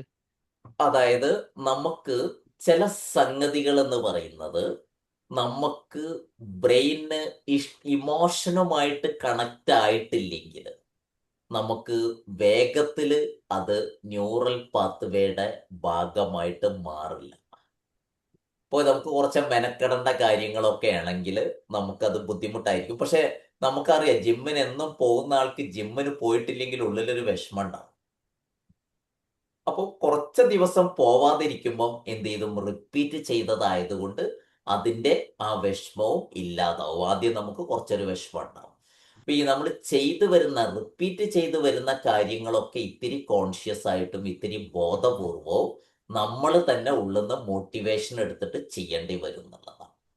അപ്പൊ അത് നമ്മൾ അതിൻ്റെ ജീവിതത്തിൻ്റെ ഒരു ഭാഗമായിട്ട് കുറച്ച് നമ്മൾ ഒരു മോട്ടിവേഷൻ എടുത്തിട്ട് ഒരു എക്സ്ട്രാ എഫേർട്ട് എടുത്തിട്ട് ചെയ്യേണ്ടി വരും. ഇങ്ങനെ വരുന്ന പല കാര്യങ്ങളും നെഗറ്റീവ് ആണെങ്കിൽ എളുപ്പത്തിൽ നടക്കും. കാരണം എന്താണെന്ന് വെച്ച് കഴിഞ്ഞാൽ ബ്രെയിന് നെഗറ്റീവ് കൂടുതൽ എനർജി വളരെ വേഗത്തിൽ ഉണ്ടാക്കാൻ കഴിവുള്ളത് കൊണ്ട് നെഗറ്റീവ് അഡിക്ഷൻ പോലല്ല പോസിറ്റീവ് അഡിക്ഷൻ.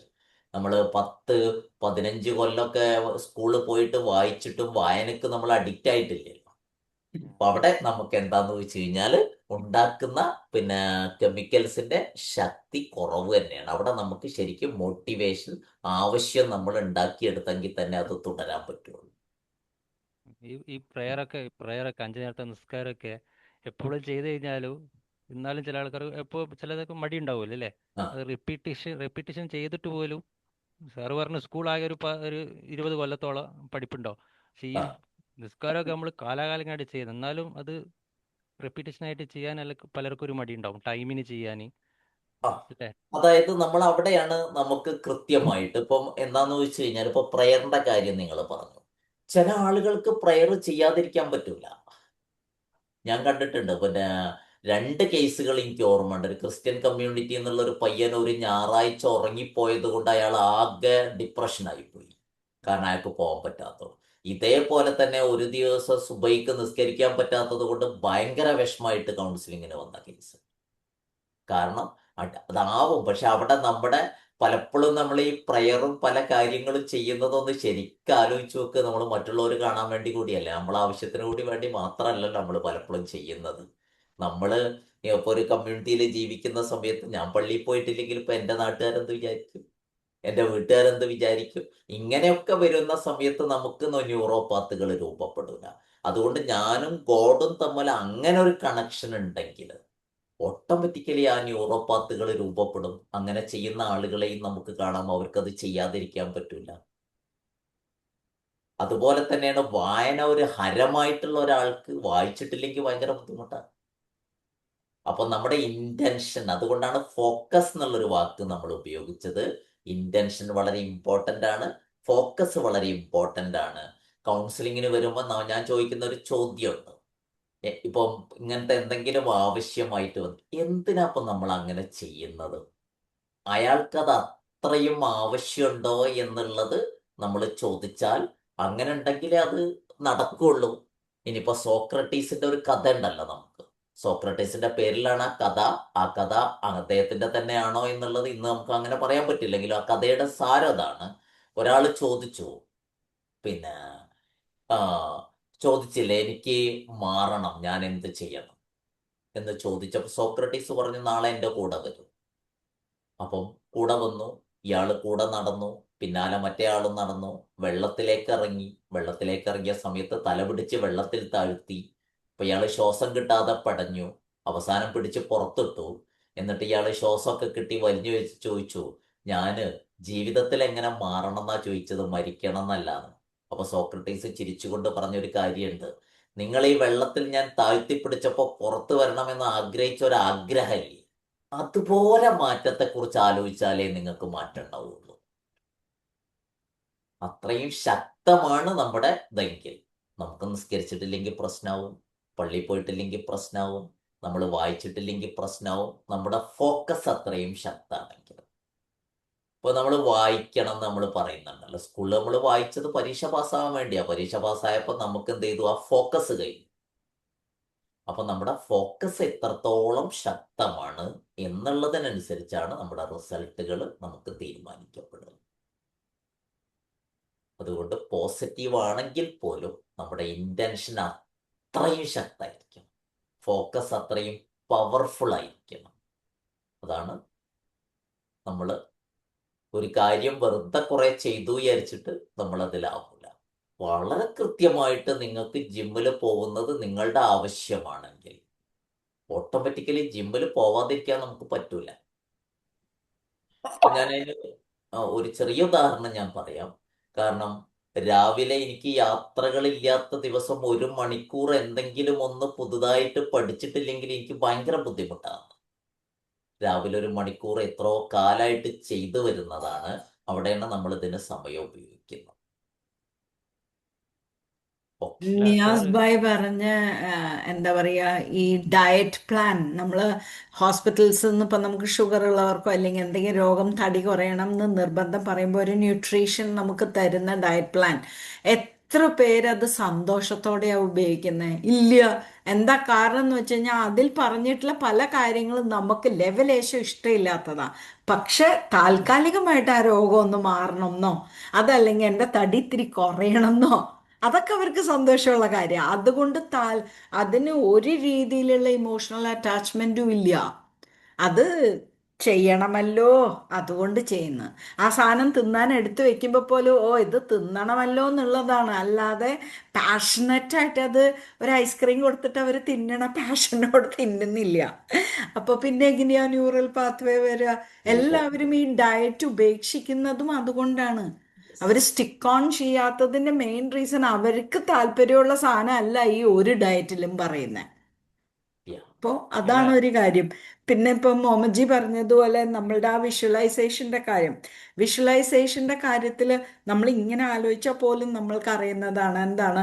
ആം, എനിക്കിപ്പോൾ ഒരു ലോട്ടറി കിട്ടി എന്ന് നമ്മൾ വിചാരിച്ച നമ്മൾ അതിനെപ്പറ്റി ഇമാജിൻ ചെയ്ത് അത് കിട്ടിയാൽ ഞാൻ അങ്ങനെ ചെയ്ത് അതിൽ നിന്ന് അങ്ങനെ അതുപോലും നമ്മളിൽ എന്തോരം ഹാപ്പിനെസ് ഉണ്ടാക്കുന്നുണ്ട്. നമ്മൾ ശരിക്കും വേറൊരു തലത്തിലേക്ക് തന്നെ അത് കൊണ്ടുപോകുന്നില്ലേ, ആ ലെവലിലേക്ക്. പിന്നെ ചില സമയത്ത് അതിലെ ചില കാര്യങ്ങൾ, അതിപ്പോൾ ലോട്ടറി അടിക്കണം എന്നില്ല, പക്ഷെ എന്നാലും ചില കാര്യങ്ങളിലൊക്കെ നമുക്കത് അതിനു വേണ്ടി വർക്ക് ചെയ്യാൻ പോലും ഭയങ്കര മോട്ടിവേറ്റഡ് നമ്മളാവുന്നതും ആ വിഷ്വലൈസേഷൻ്റെ ബേസിനെ കൊണ്ടായിരിക്കും.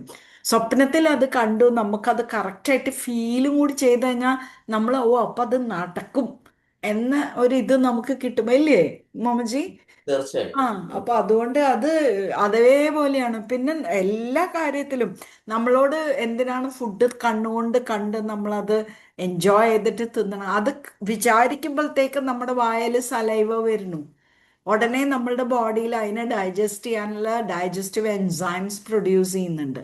അപ്പോൾ അതെല്ലാം ആ വിഷ്വലൈസേഷൻ്റെ ആ കാണുന്നതിൻ്റെ ഒരു ഇത് തന്നെയാണല്ലോ. അപ്പൊ അത് ശരിയാണ്.